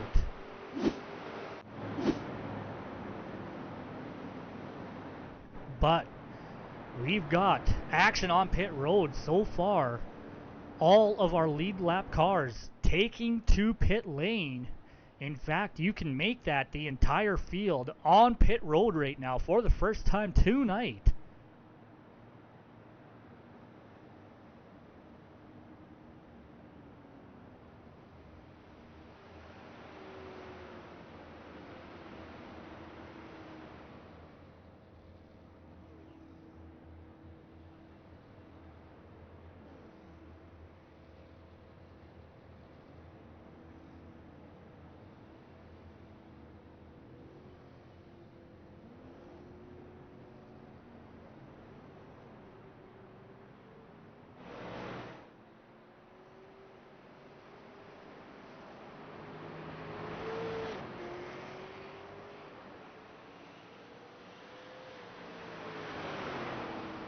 Dylan Little, Hunter Wellman taking advantage of that green flag pit or that yellow flag pit stop, coming out at the top of the pack.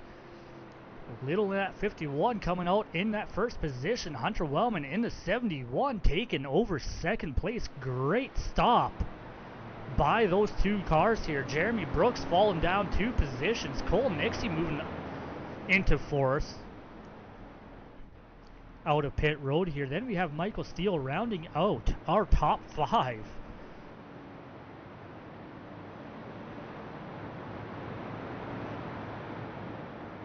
Kevin Dick went into pits in 7th place. He has lost a position, now down in 8th on the restart here, but we are finally closing into our last 100 laps here.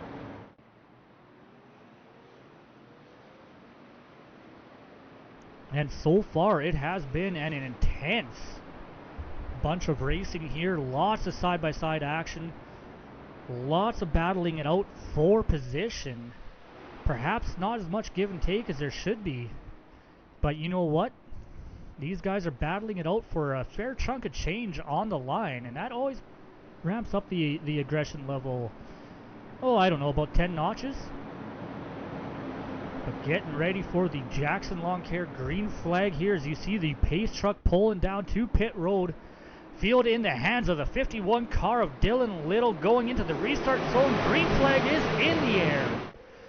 Great start by the 51. Jeremy Brooks taking advantage of that 71, sleeping on that restart, taking over second place. Michael Steele trying to follow him down and through for third. Hunter Wellman battling back on that outside line, looking to try to get that momentum going. Not able to do it. The 5 car goes past. 23 trying to follow him through. Side by side across the line. Give Wellman the advantage ever so slightly, but Nixie pulling ahead going into turn 1 and clears him off in turn number 2. Now side by side with that 71 car is the 99 of Devin Boyle. 71 just sliding back, bottling up on that outside line there. Everyone behind him as we got a car going sideways behind him. Looks like it is the 45, I believe, of Brandon Griffiths here getting sideways. Yes. See if we can see what happened to Brandon coming off of turn number 4. Car just steps out on him. Looks like the front pack of cars here have single filed themselves out all the way back to Hunter Wellman. Caleb Peltier back here in 7th place. Hunter started on that front row. Did not get a good restart and is just bleeding positions now. Peltier passed. Dick passed. Now working, or Larson Parker looking to get around on his outside here, following Kevin through. The 80 car of Lydell as well, looking to try to make it around on the outside of that 71 machine. Hunter from second place on the restart, all the way going to fall outside of the top 10 if that 80 car gets around him. And now that 80 car clears him coming off of turn number 2.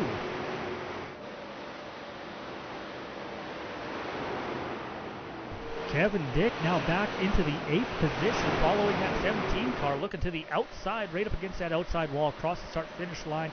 not going to have the pace down the front straightaway, but he is going to make that crossover move down to the inside, side by side off of turn number 2. And takes that 7th position away. 6 more to go to get back to that lead car. Dylan Little opening up to a half-second lead over Jeremy Brooks in second now.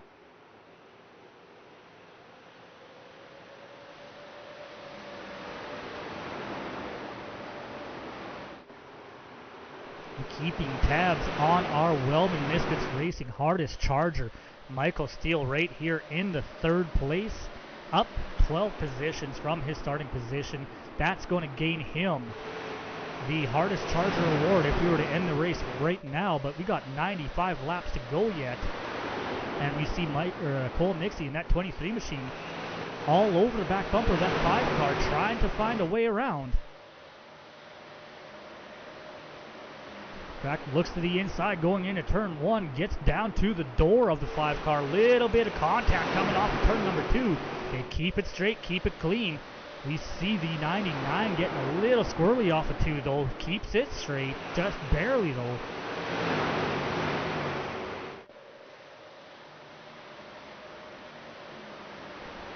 Taking a look at our D&D Racing, you see them on the bottom right of the screen. At their best looking car award vote going on right now. Brian Phillips has 10 votes. Cole Nixie still in the lead with 16. Jake Mackey, he's getting there with 8. So yeah, if you haven't voted for your favorite paint scheme, make sure you follow that link. Click that link down below in the description. Vote for your favorite paint scheme out there on this racetrack. And the winner of that vote will get $50 courtesy of D&D Racing. Michael Steele slipping back a couple of positions, was up there in the top 3. Now he's fallen outside the top 5, down into 7th as Kevin Dick makes his way around. Put Kevin up into that 6th place, knocking on the door of the top 5. First time the entire race we've seen that 52 car up this far up the leaderboard.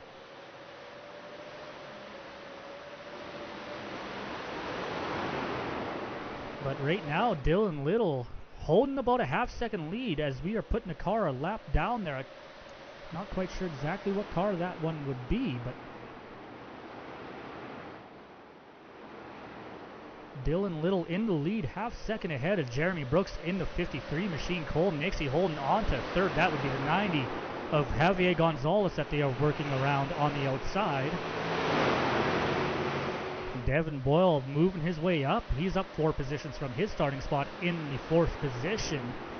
Doing good after we saw that car up on its lid earlier this race.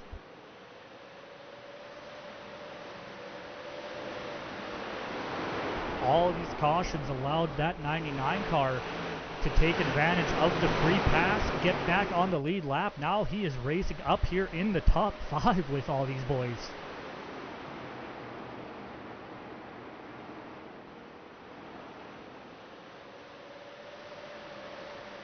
Hunter Wellman, after restarting 2nd here, is falling back into the 10th place.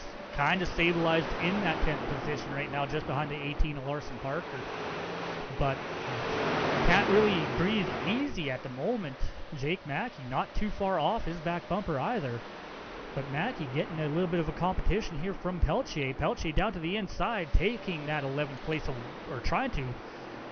Will do so there as Mackey makes contact with that outside wall, and that's going to scrub his momentum, allowing that 17 car to clear him down the back straightaway.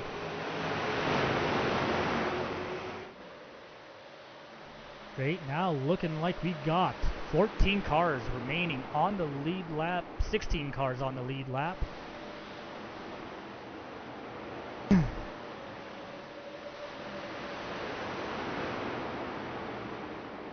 Ray Andrews being the first car 1 lap down, just ahead of Clover Hartman.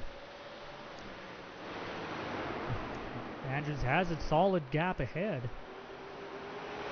Ooh, DeWeese on pit road under green flag. I would have to assume this has got to be scheduled pit stops for that 15 machine. Brave move though, with the amount of cautions we have had to pit under green flag. You are guaranteed to lose at least a lap and a half, if not two.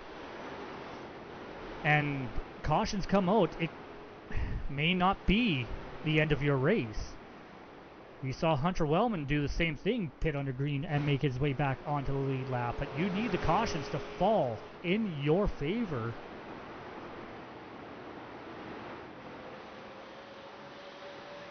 Right now, Braxton is being scored ahead of Ray Andrews. Ray Andrews was the first car one lap down, so that would keep Deweese in that free pass position.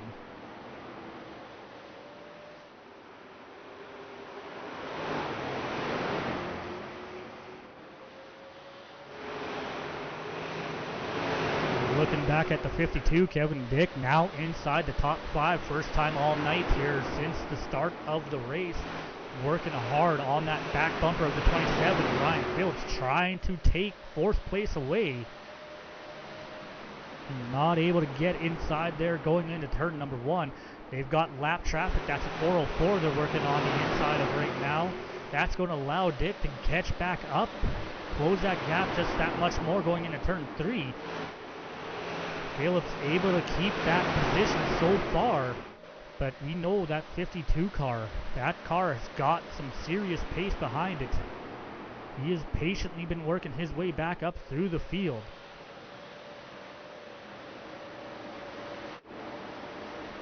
Dylan Little up here working on lap traffic. That 51 machine, I'm not quite sure who's directly ahead of him. That would be the 9 car of Braxton Clues. And then the 91 car of Jeremy Lukianchuk. Again, I apologize, Jeremy. I'm pretty sure I am butchering your name. Going down yet another lap. And Jeremy, oh, that was the first lap Jeremy was going down. So Jeremy scored only 1 lap back, but now we got the 51 car catching up to, I think that's Ray Andrews there in the 127. Yes, that would be the 127.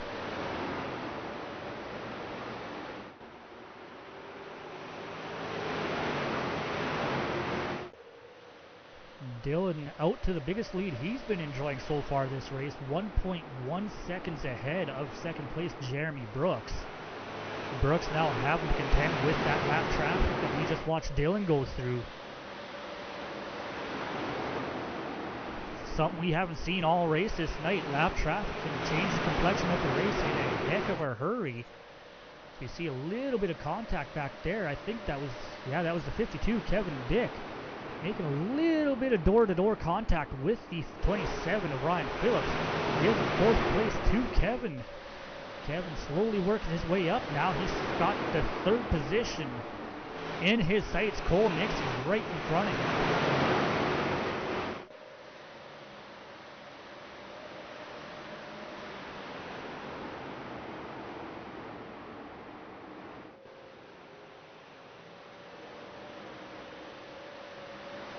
One of the longest green flag runs we've seen so far here, dealing with a decent amount of lap traffic here.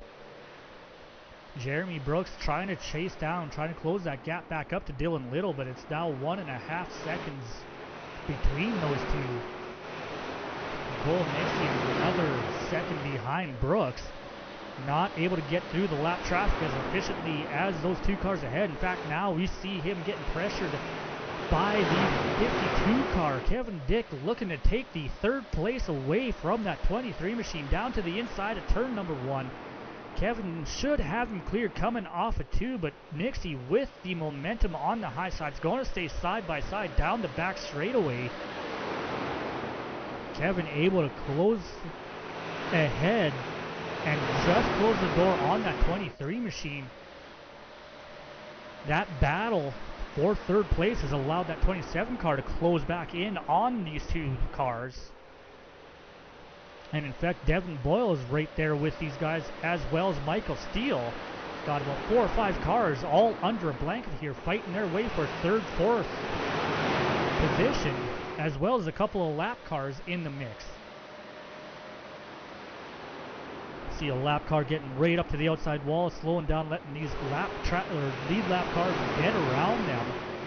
Can be dangerous doing something like that, but looks like we got away with it that time by.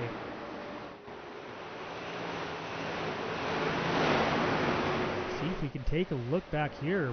After pitting under green flag there, the 15 car DeWeese, he is stuck back in 15th position, showing 2 laps down. He is definitely going to need a few caution flags to get back on to that lead lap.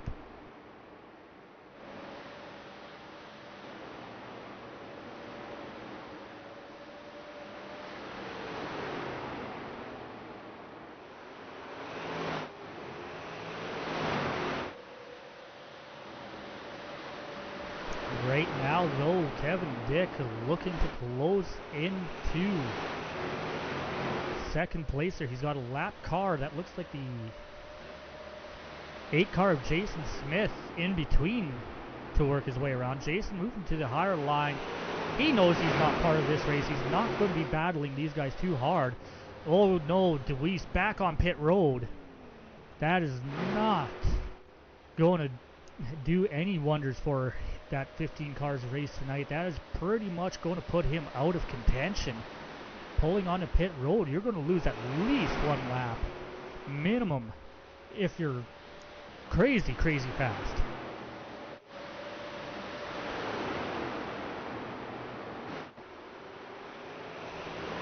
But you see now Kevin Dick, he is back up in the top 3. That 52 car has got some serious pace. Looking at the last few laps there, our leader ran a 22:36. Kevin ran a 22:45. Phillips a 22:37. And then Nixie ran a 22:35. These guys are all within 1/10 of a second of each other, running very similar lap times.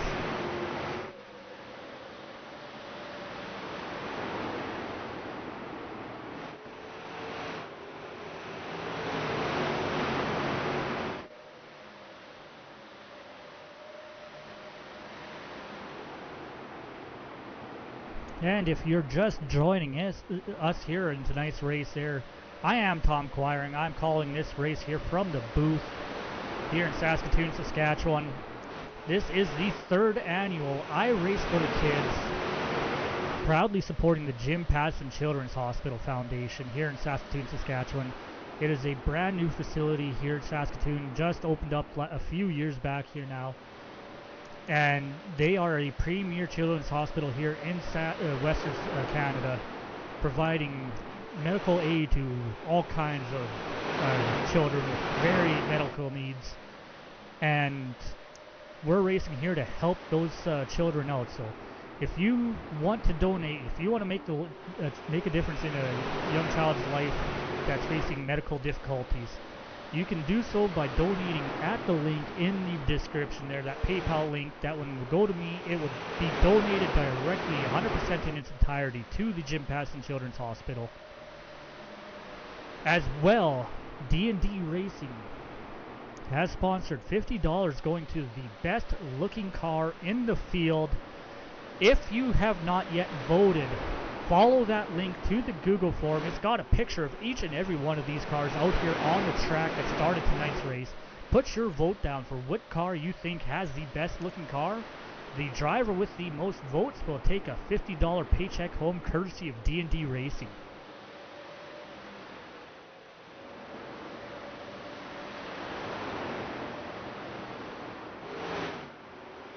Jeremy Brooks has a problem.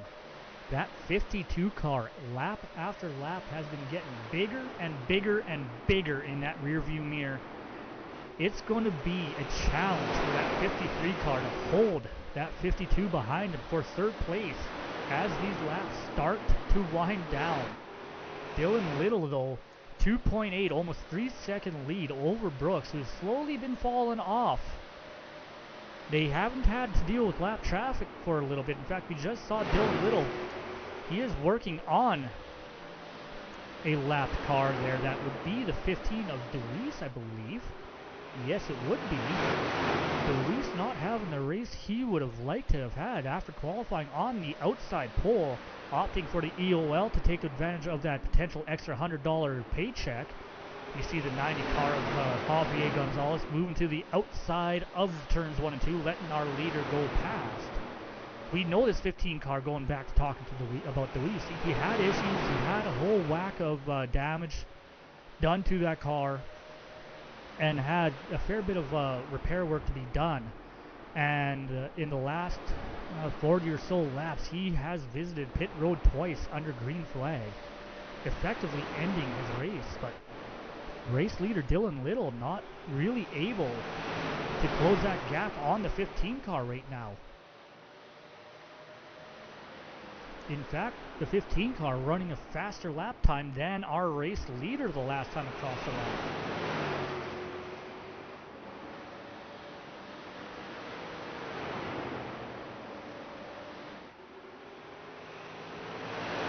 Looking back through our field just a little bit here, our hard charger award, once again we've got a tie for it.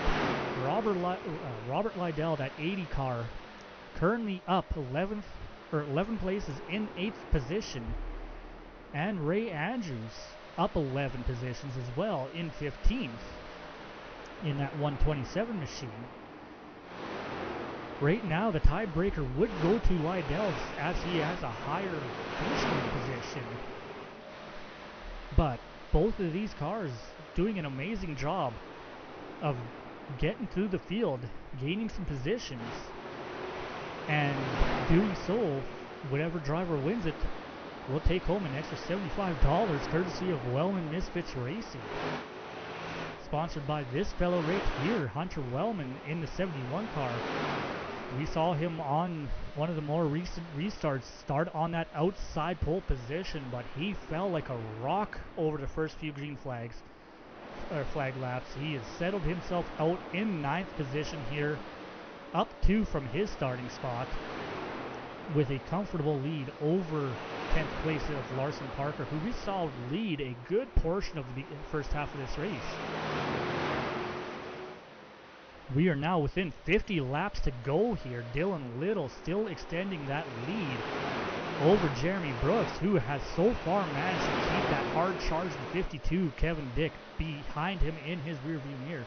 That gap pretty much stabilized the last few laps to what you see there on screen as we have the yellow flag brought to you by Finish Line Painting back out on the track.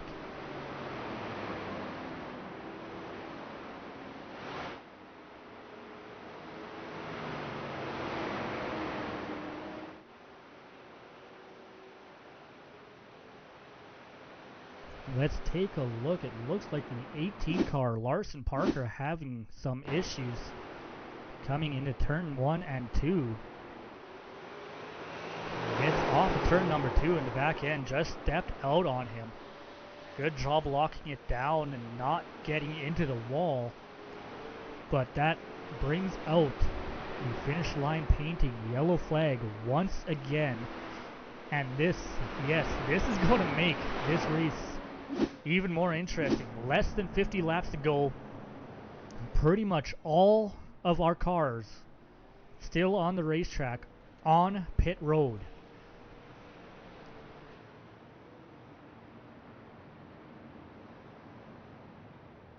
Dylan Little pulling into his stall. Kevin Dick probably with the bigger advantage here, having that number 1 pit stall. He's just got to launch that car straight forward and hopefully beat the 51 car off his. Ryan Phillips with a good stop getting off of pit road, but Kevin Dick doing exactly what he needed to, making up a position, coming out in 2nd place. Michael Steele with a good pit stop coming up into 3rd.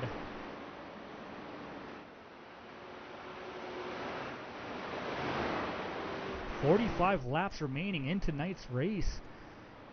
Caution late in the race going to change the entire complexion of this event. Now, the question's going to be, did anyone save an extra set of tires if we have another caution a little bit later on here? You know the saying, cautions tend to breed cautions.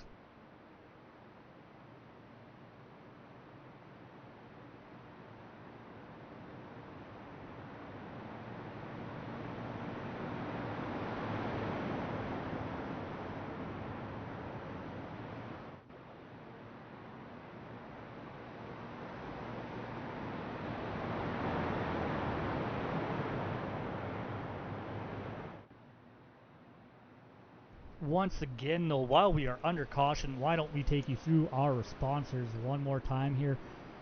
We spoke just a few moments ago as we were getting ready to go Green Flag Racing. We spoke a few moments ago about Wellman Misfits Racing sponsoring the Hard Charger. We got Carrier Motorsports, $100 to Kevin Dick winning the pole position. Misfit Creations giving a free wrap as well to our pole sitter of Kevin Dick. Then we got Finish Line Painting sponsoring our yellow flag here that we are now under at the moment. But coming up just in a second as we come through 3 and 4, pace truck pulling off, we will see the Jackson Lawn Care Services green flag back in the air for Ryan Phillips. Kevin Dick on his outside. That inside line has been prevailing, but Dick able to keep that second position, close that door down on the 5-car Michael Steele. Now right on the bumper of the 27 machine. We are on even-ish keeling here as far as tires and fuel load go.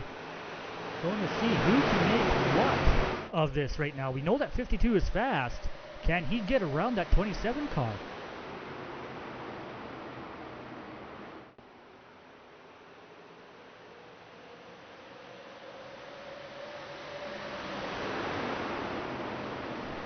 Still holding on to the lead is that 27 of Ryan Phillips, but we've got the caution flag back out once again. The Finish Line Painting yellow flag back in the air. Here's the number 90 car, Javier Gonzalez, having issues once again here, coming off of turn number 2. And yet, once again, just a self-spin backhand stepping out on this car. Really, really easy to do if you just ask a little bit too much of the back end of these cars. They will snap out on you. And once they start sliding, they really don't like coming back underneath you.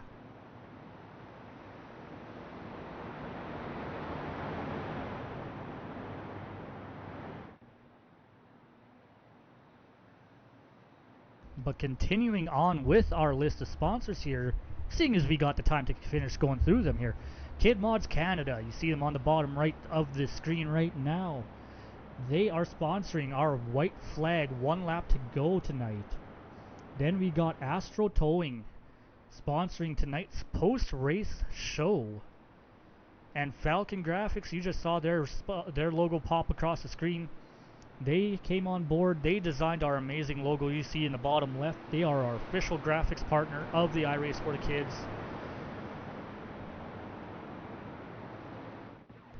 Huge, huge thank you to all of our sponsors. Couldn't do this event without you guys. It is really appreciated that you guys come on board, provide us with the money to be able to sponsor this event and provide the payouts for the drivers and give these little awards and little incentives to these drivers to go out there and put on the show for all of you viewers at home right now. Of which we got to thank you viewers at home too. You know, the whole reason we put these races on is for, you know, the fans at home. And without you sitting there, there'd be no point in us doing this. So thank you goes to everyone sitting there watching at home. We know this race has gone a long ways here with a lot of caution flags, a lot of yellow flag periods that slows down the action. But you guys have been hanging in there from the very beginning, and it is much appreciated. Another shout out that we have to give though is to these drivers. We had 27 drivers start tonight's race. 27 of these guys put their money where their mouth is. It cost them $25 to join tonight's race, to go out there and battle for the chance to, you know, put a little bit of extra cash in their pocket. And so far, they haven't let us down. They have put on a great show. We are here getting ready to go back under the Jackson Lawn Care Services green flag. Pace car lights are off. It will pull back down onto pit road here through turn 3 and 4. Ryan Phillips has one more chance to keep that 52 car behind him.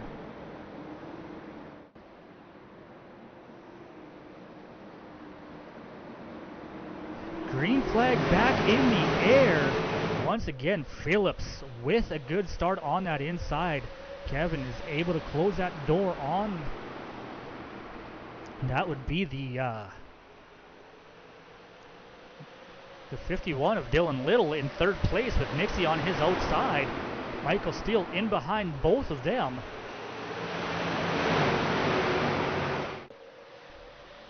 Top 3 single files side by side here for fourth between Nixie and Michael Steele on the inside. But we've seen that outside line could be competitive. There's contact between those two. Keep it straight, keep it together here. Nixie giving a little nudge going back down into 30. He was not a very big fan of that contact down the back straightaway. But that little bit of contact gave Michael Steele the momentum through 3 and 4. And give that position to Steele. But up front, battle for the lead. Kevin Dick is on the bottom, on the inside of the 27 of Ryan Phillips, trying to take the lead away for the first time tonight. Across the line there, it is looking like it is scoring Kevin Dick as the race leader that time across. He clears the 27 coming off of turn number 2. Kevin Dick to the lead, looking to claim that bonus $100 payout for the back to front challenge.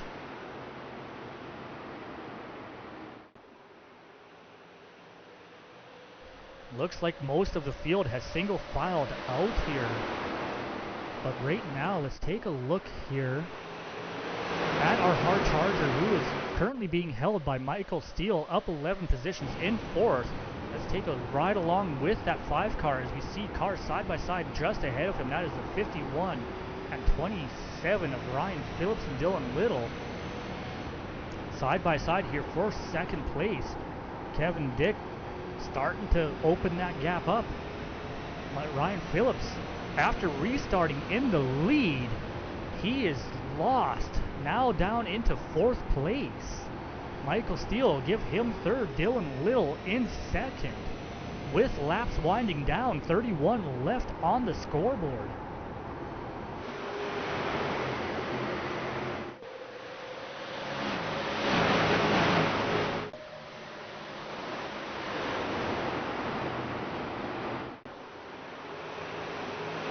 Said it from the beginning of the race there when we saw the 52 take the end of line penalty to take advantage of the back to front challenge, that we're going to have to keep an eye on that 52 machine.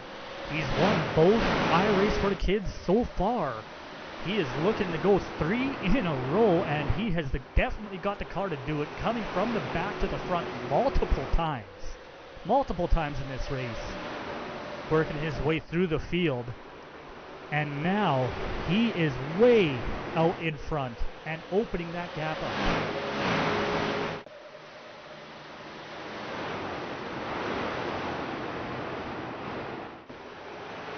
Single file pretty much throughout the majority of the field right now here, guys, just winding down laps. Probably wanting to get this race over with at the moment here. Hunter Wellman looking like he's trying to find a way around that 80 car. Trying to get a little bit farther up into that top 10 position.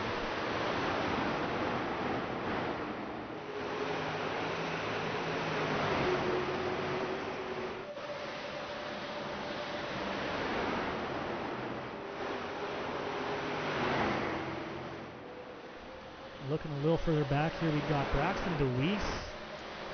He is about 2 or 3 laps down to the field here after having issues.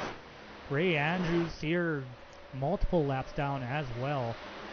But we haven't seen this 127 car give up just yet. He's had a few issues. He's spun out a few times.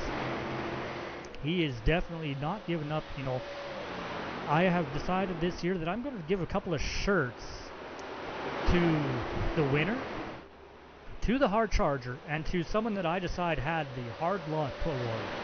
And right now, I'm going to say Ray Andrews is definitely in the running for the hard luck award. With the race that he's had a decent car. He has been up in the top 5 almost a couple of times. Had a couple of incidents, but he has not given up this entire race. With 25 laps to go, we are still looking here at our race leader, Kevin Dick, opening it up to over a half a second lead. 6/10 to be exact. Michael Steele working over the back bumper of our second place runner, Dylan Little, trying to find a way around that 51 car.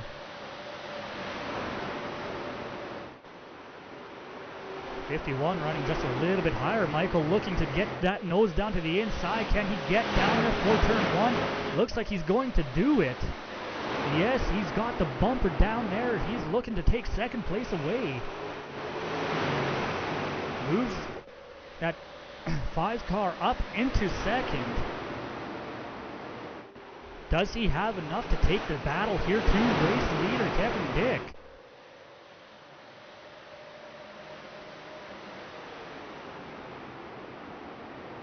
Still side by side for second. Now Steele finally clears that 51. 51's got Larson Parker.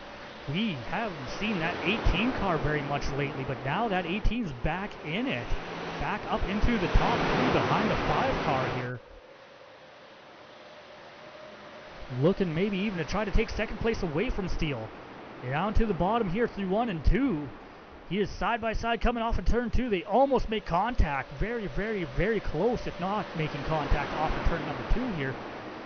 Steele looking to hold on to third, but Little is looking to follow the 18 car around. No, contact! Big, big crash going on here. Heavy, heavy contact. Caution flag back out. Finish line painting. Yellow flag back in the air.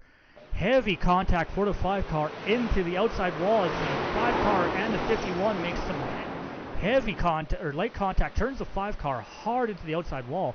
I think that was Jeremy Brooks. Yeah, that was the 53 that the 5 car actually caught a ride on top of for a short distance. Big, big incident right there in the closing laps. Less than 20 laps to go.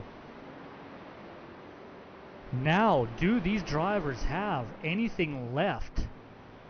Do they have a set of tires left? Do they have the ability to make a pit strategy call here, try to upset that number 52 car?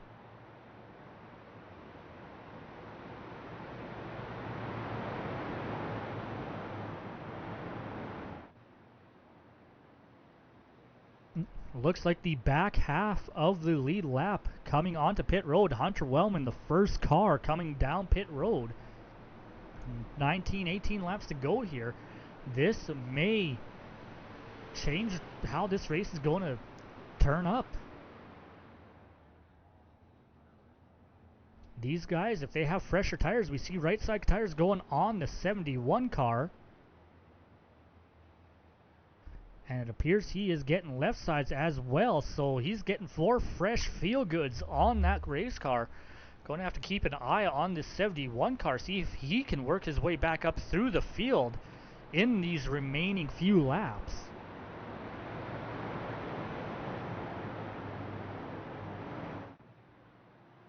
Once again, ladies and gentlemen, if you haven't already, down in the description we have a couple of links. The first one is a PayPal link. If you wish to donate to the Jim Pattison Children's Hospital, you can do so through there.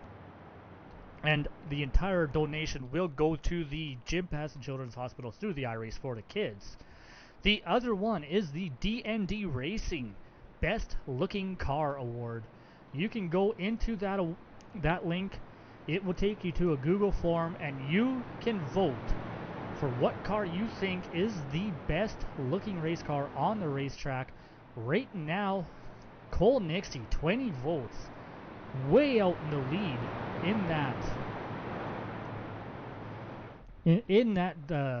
that vote.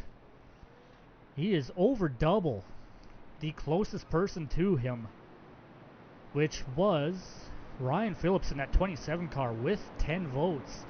If Cole holds on to that lead, he will win $50 courtesy of D&D Racing. You can see the lights are off that pace truck. We are about to go back. Green flag racing. We'll have 15 laps left in this race with what appears to be 11 cars remaining on the lead lap.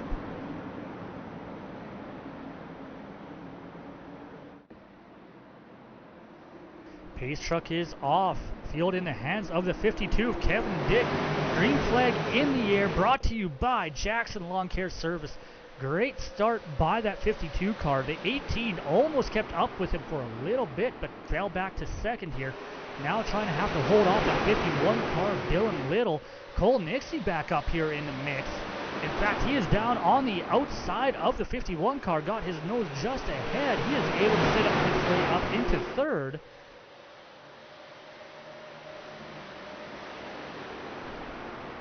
Give third place to the 23 of Nixie. He is able to clear the 51 coming off of turn number 2. Lydell, though, coming up out of nowhere, really, taking over 5th place, now falling back to 6th. Still racing side by side with Mackey in the 13 machine, who is in that battle as well. Still good, hard battling going on here for 4th place. Mackey, Little, Lydell. Hell, throw Boyle and Wellman into that mix as well. Wellman, we know, has 4 fresh rubbers on that car. He is going to have a little bit of pace over the guys ahead of him. He's just got to have the patience to find those opportunities. Although the laps are running down. Inside right now of the 99 car of Devin Boyle, looking to take 8th or 7th place away. Should be able to do so coming off of turn number 4. Nope, 99 is going to have the momentum on that high side. Hunter backed up a little bit by that 80 car in front of him. Clears the 99 going into turn number 1. Now setting his sights on the 2 cars. Looked at maybe going 3 wide. Thought better of it. Little, Lydell right in front of him. Hunter wants these guys to get out of his way so he can utilize that fresh rubber. Able to do so now, looking down into turn 1, side by side.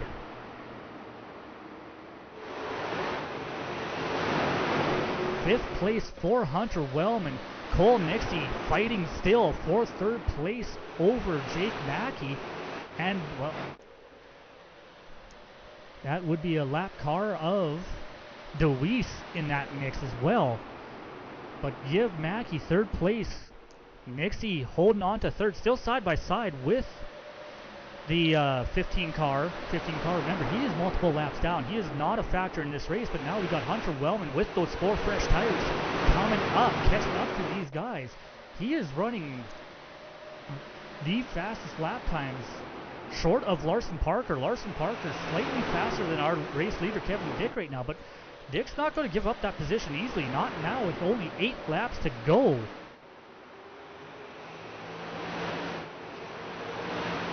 Hunter Wellman working side by side for 4th place, looking to get up into that final paying position. He is side by side on the inside, going to take 3rd place away from Cole Nixie. Now he is setting his sights on up ahead on that 13 car of Jake Mackey, but he's got the lap car of the 15 in between the 2 of them. Right now, though, Kevin Dick, Larson Parker, they have drove away from the field. 1.67 seconds between 2nd and 3rd place, Jake Mackey. But Jake's got company, Hunter Wellman behind him with those 4 fresh tires.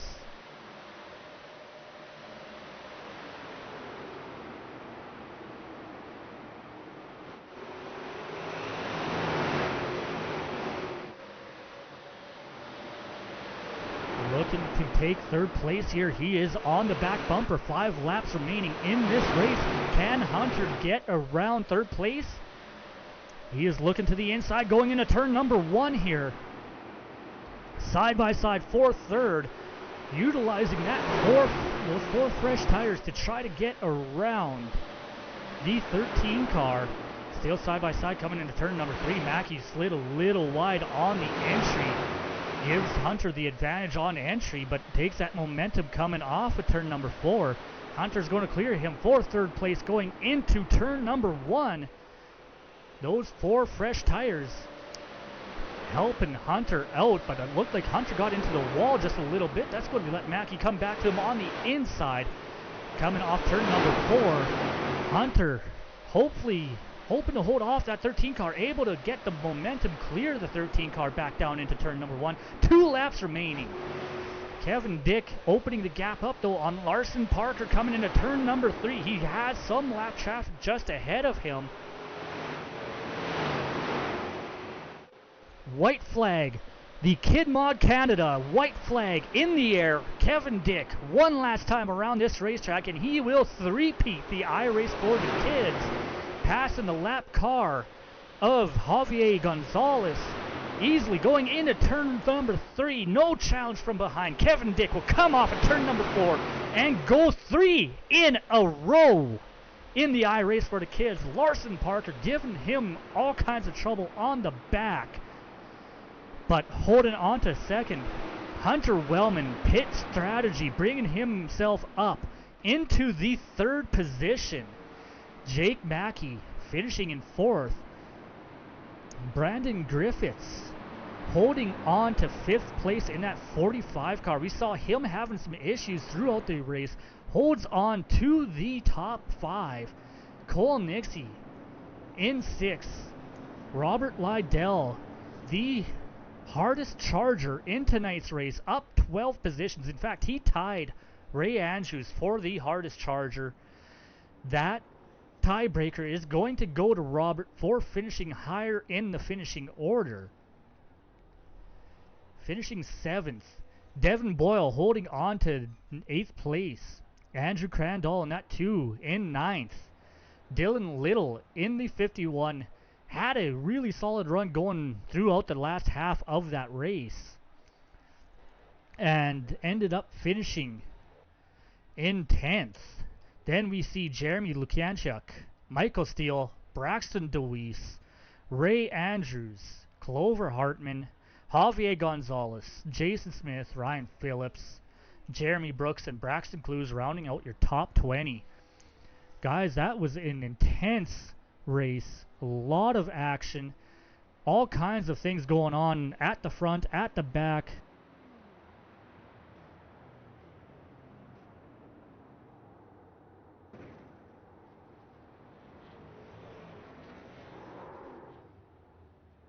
And now we just got to wait for our top 3 finishers to get into our broadcast booth for their post-race interviews. But yeah, all kinds of action. Great racing throughout. Kevin Dick pulling off the back to front challenge. For a while, I almost had him written off with the issues he was having in the back of the field, getting into multiple incidents several times throughout the early portion of the race, but managed to get his car sorted out, kept the damage to a minimum, got the damage he needed to get repaired, and pulled that car through the field and won for the 3rd time in a row.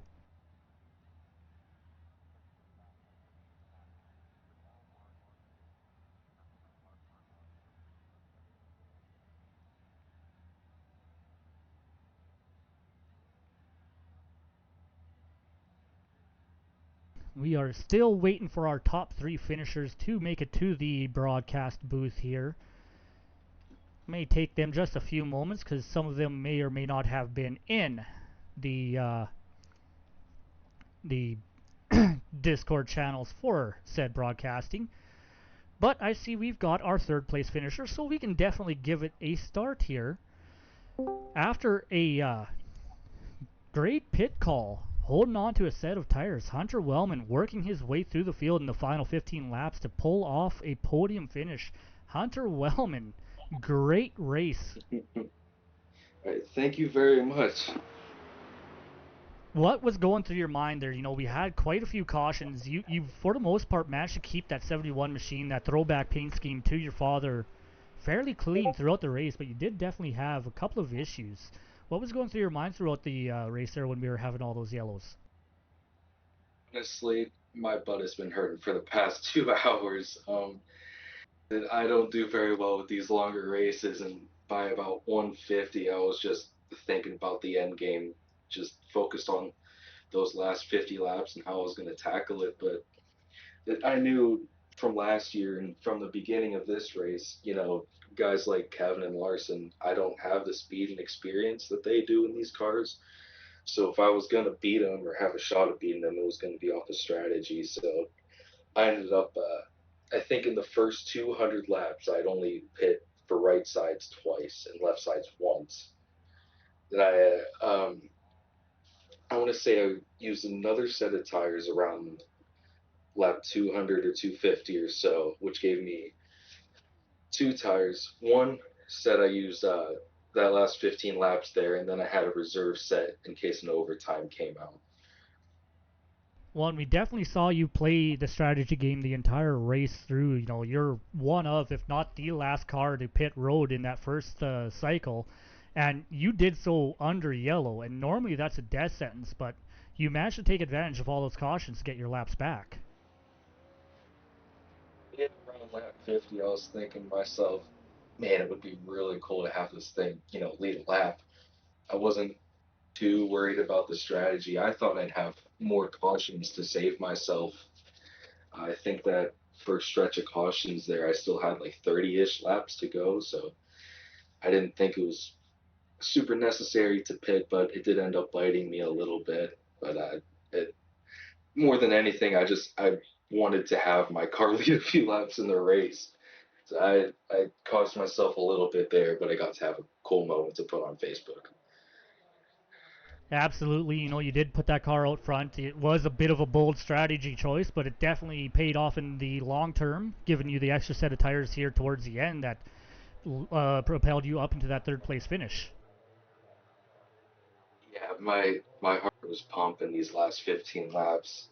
That I was counting cars, counting tires, trying to figure out, how many tires does Kevin have, how many does Larson have.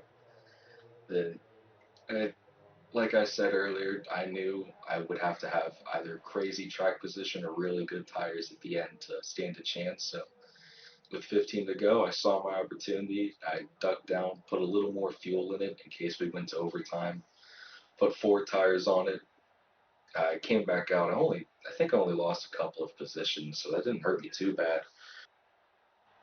But yeah, from there it was just trying to make as many moves as you can, having fresh tires.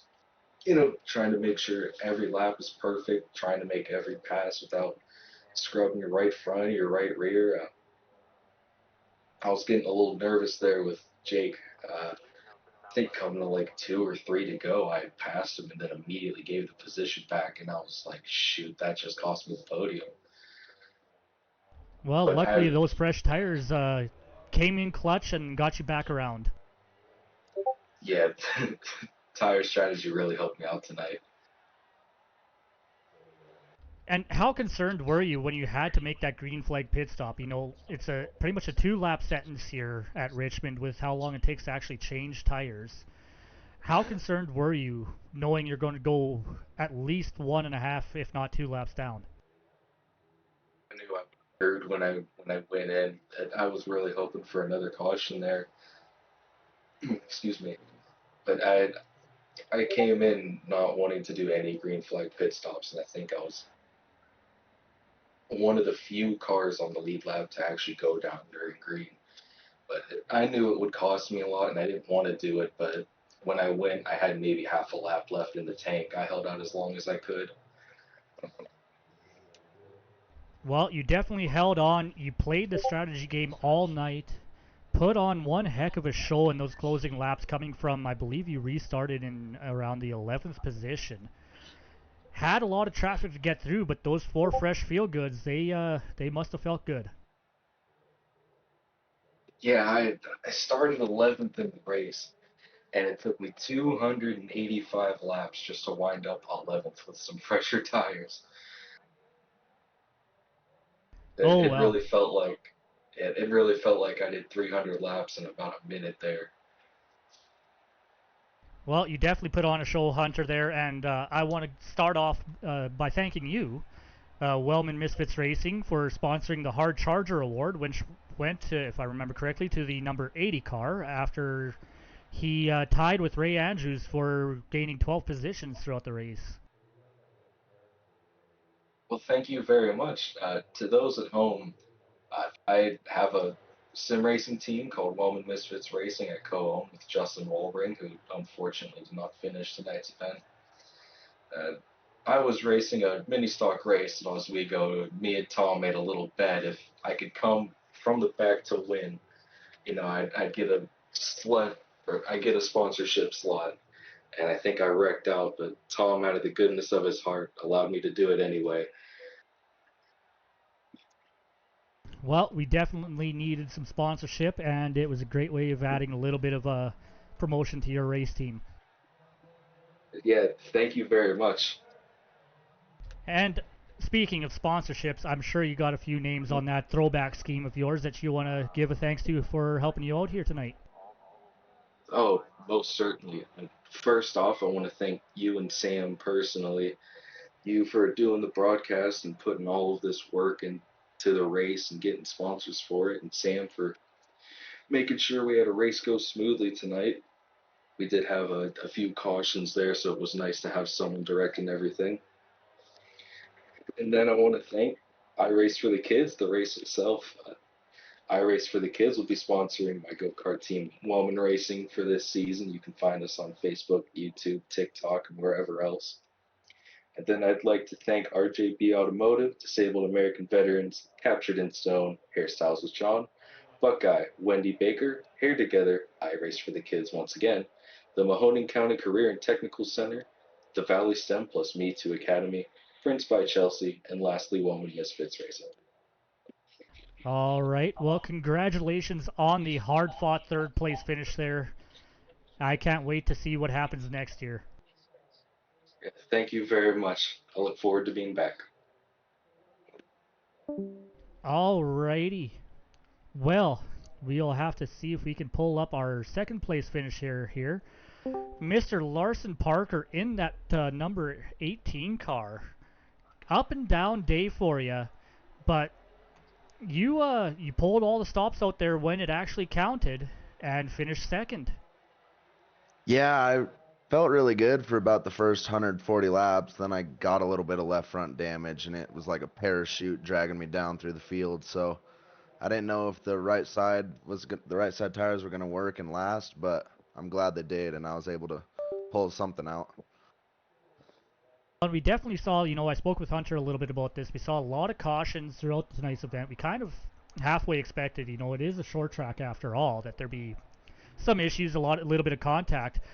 But we didn't expect all the competitive cars to have the issues that they did. And, we were definitely counting on you to be one of the competitive cars. We know that 18 machine of yours is usually pretty quick. How much concern was there in your pit stall when you got that damage? At first, I thought I was just blowing the tires off too fast, and then I was like, oh, well, I'll just go take some tires, and kind of wasted a set just seeing if that was the issue, and then turns out it wasn't the issue. That's when I realized I had a little bit of damage somewhere on the car, and luckily I still had a fast repair left because I kept the car pretty clean throughout the night, avoided a lot of it, and yeah, it was just more trying to find out what the issue was than trying to fix the damage, so. Well, and you definitely played that balancing game pretty well. Like I said, it was a bit of an up and down race. You led a good chunk of the race. You fell back after issues, but you worked your way back up there. What was going through your mind when you were working your way back through the last time?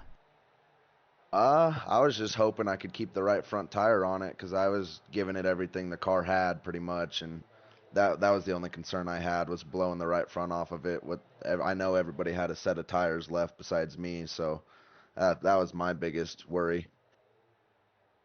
When you finally did catch back up to the eventual race winner there, Kevin Dick in the 52, what did you need to try to get, like, you were able to hold with him, and for a while you were actually running faster laps. How much more would it have you needed to get around him?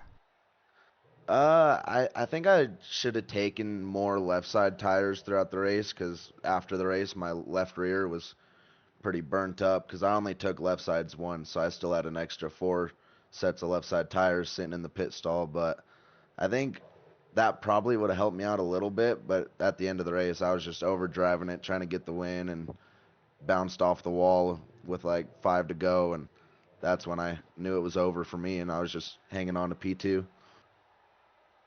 Well, and we definitely saw the tire strategy work for Hunter. He pitted with that last caution, took 4 fresh tires, and drove up through the field to finish third. But just wasn't enough to keep up and catch back up to you guys. Yeah, it looked like I would have been really worried if everybody ended up taking tires there and I had to stay out. So I that would have definitely been worst case scenario there if everybody decided they want that extra set of tires at the end, but luckily that wasn't the case. Well, and we knew going into tonight there, we had 5 extra sets of tires to use throughout the 300 laps, but we knew it was going to be a bit of strategy play because of the length of time it takes to change tires. And like you said, you took a lot more right sides than you did lefts, and ended up working for you. But sometimes those strategy calls can turn around and bite you. Yeah, I've luckily I have a good idea of how these cars handle with the left side tires versus the right because I've been driving these pretty much for 3, 4 years now. But that's kind of what I was hanging on to. And then those first like 100 laps, I was just kind of seeing how the car would react. And after all, it felt pretty good taking only right side. So that's what I stuck with. Well, definitely, like I said, worked out for you. You held on to a second place. You gave our race winner a little bit of grief. You were probably one of the few cars that once he got out in front that was actually able to hold up with him. So you definitely had that going for you. Yeah, that's always. I know he's won 3 of these now, so I knew he was the guy to beat going into this, and he qualified on the pole, so he obviously has it down. So I was just happy I could be up there with him in the end after all the issues I had. Well, I think next summer or next year's race, we're going to have to find a different challenge for him because this back to front doesn't seem to be it for him, is it? No, not at all. All right. Well, Larson, I'm sure you got a few sponsors on that car. You want to give a shout out there for their help here tonight. I'd like to thank RKM Setup Shop for working with me week in and week out, especially in the short track side of things. And then I got Justin Brooks Designs on the car. He makes all my paints and makes them look good while I'm out there. And then I have Saturday Night Graphics on there who does some 3D renderings for me. Uh, Alrighty. Well, congratulations on the second place finish there, Larson. It was definitely a hard fought battle all the way through the 300 laps, and you definitely earned it. Thank you. All right. Well, this fella right here, we're going to have to find another way of slowing him down because 27 cars in front of him doesn't seem to be enough. Mr. Kevin Dick taking the back to front qualifying pole and cashing in yet again 3 years in a row. How's it going, Kevin? I'm tired. It was a long race. That's what that was. It was definitely a long race, and there was a little while in the middle of it. It looked like you were going to have your work cut out. You got caught up in a handful of incidents, caught some damage to that race car, and slowed you down for a little bit, but not enough.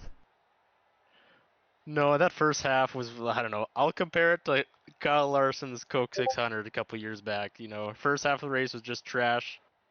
Put that in, back in my mind. We'll forget about it. The second half is where it really came together for me. Sort of just picked my way back to the front. Made smart pick calls and somehow managed to get it done again. Well, and coming into tonight's race, we knew we had pretty stout competition, but we definitely had that 52 car circled as the car to beat. You've come into these last 2 iRace for the kids. You've dominated a good chunk of both races. And here you are again, sitting on that top step of the podium for the 3rd year in a row. How does that feel right now that, you are currently the undefeated champion of the iRace for the kids? It feels pretty damn good. I mean, definitely can't deny that, but I don't know. I'm almost feeling like I gotta sit out next time. Let someone else take the top spot, and Nah, you We'll see, see I what don't think happens. that's fair though, because they've got to earn it too, right? The next winner's got to beat the reigning champion. I don't know. Maybe start me a lap down or two. They got to do something more than stick me at the back. Well, I would have thought 26 competitive cars would have been a good way of slowing you down a little bit, but it did for the first half, not the last half though. Yeah, maybe if the race was just like 100 laps shorter, maybe that would have got me. I mean, having it being 300 definitely played out because I was able to get so much of my damage fixed for the first half. One, we definitely saw pit strategy come into play. You know, our third place finisher, Hunter Wellman, he knew he didn't have you guys on speed, but he played a smart pit strategy, running that first stint long, pitting under green, which is normally a death sentence here, catching a bunch of lucky cautions. What was your strategy, especially after you started having those issues, but knowing that you were starting at the back of the pack? So just keep an eye on how many laps we would do. I mean, I sort of figured, there was a chance that we could get, a decent green flag run. So I didn't want to be, less than 40 laps or so when we went green on a tank. So I always wanted to make sure that I was topped up. But I mean, I think that also hurt me just being in the back, being where all the carnage was at.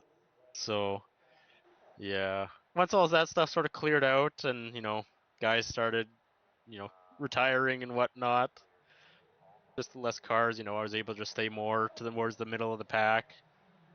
And yeah, the rest is history. Well, absolutely, and it's definitely history in the books of the iRace for the kids. You know, 3 years running.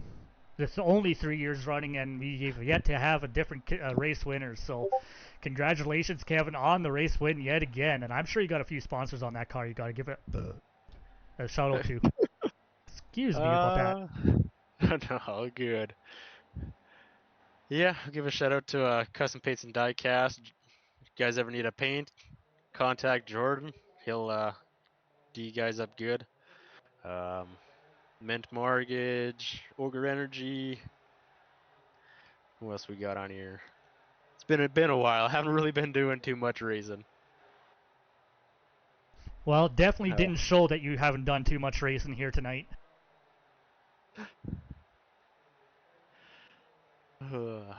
Alrighty, well, I'll definitely let you go here, Kevin, and enjoy the win.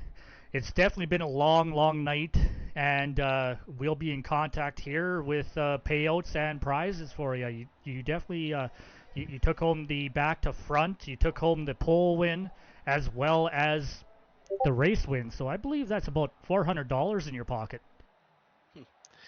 That's pretty sweet. Definitely appreciate what you guys put on. We're all doing it for a good cause too. Absolutely.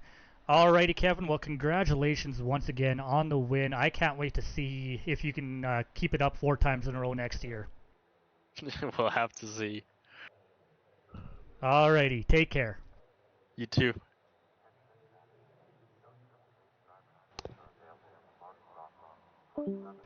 All right. Well, that will bring us to the end of this year's running of the third annual iRace for the Kids, supporting the Jim Pattison Children's Hospital.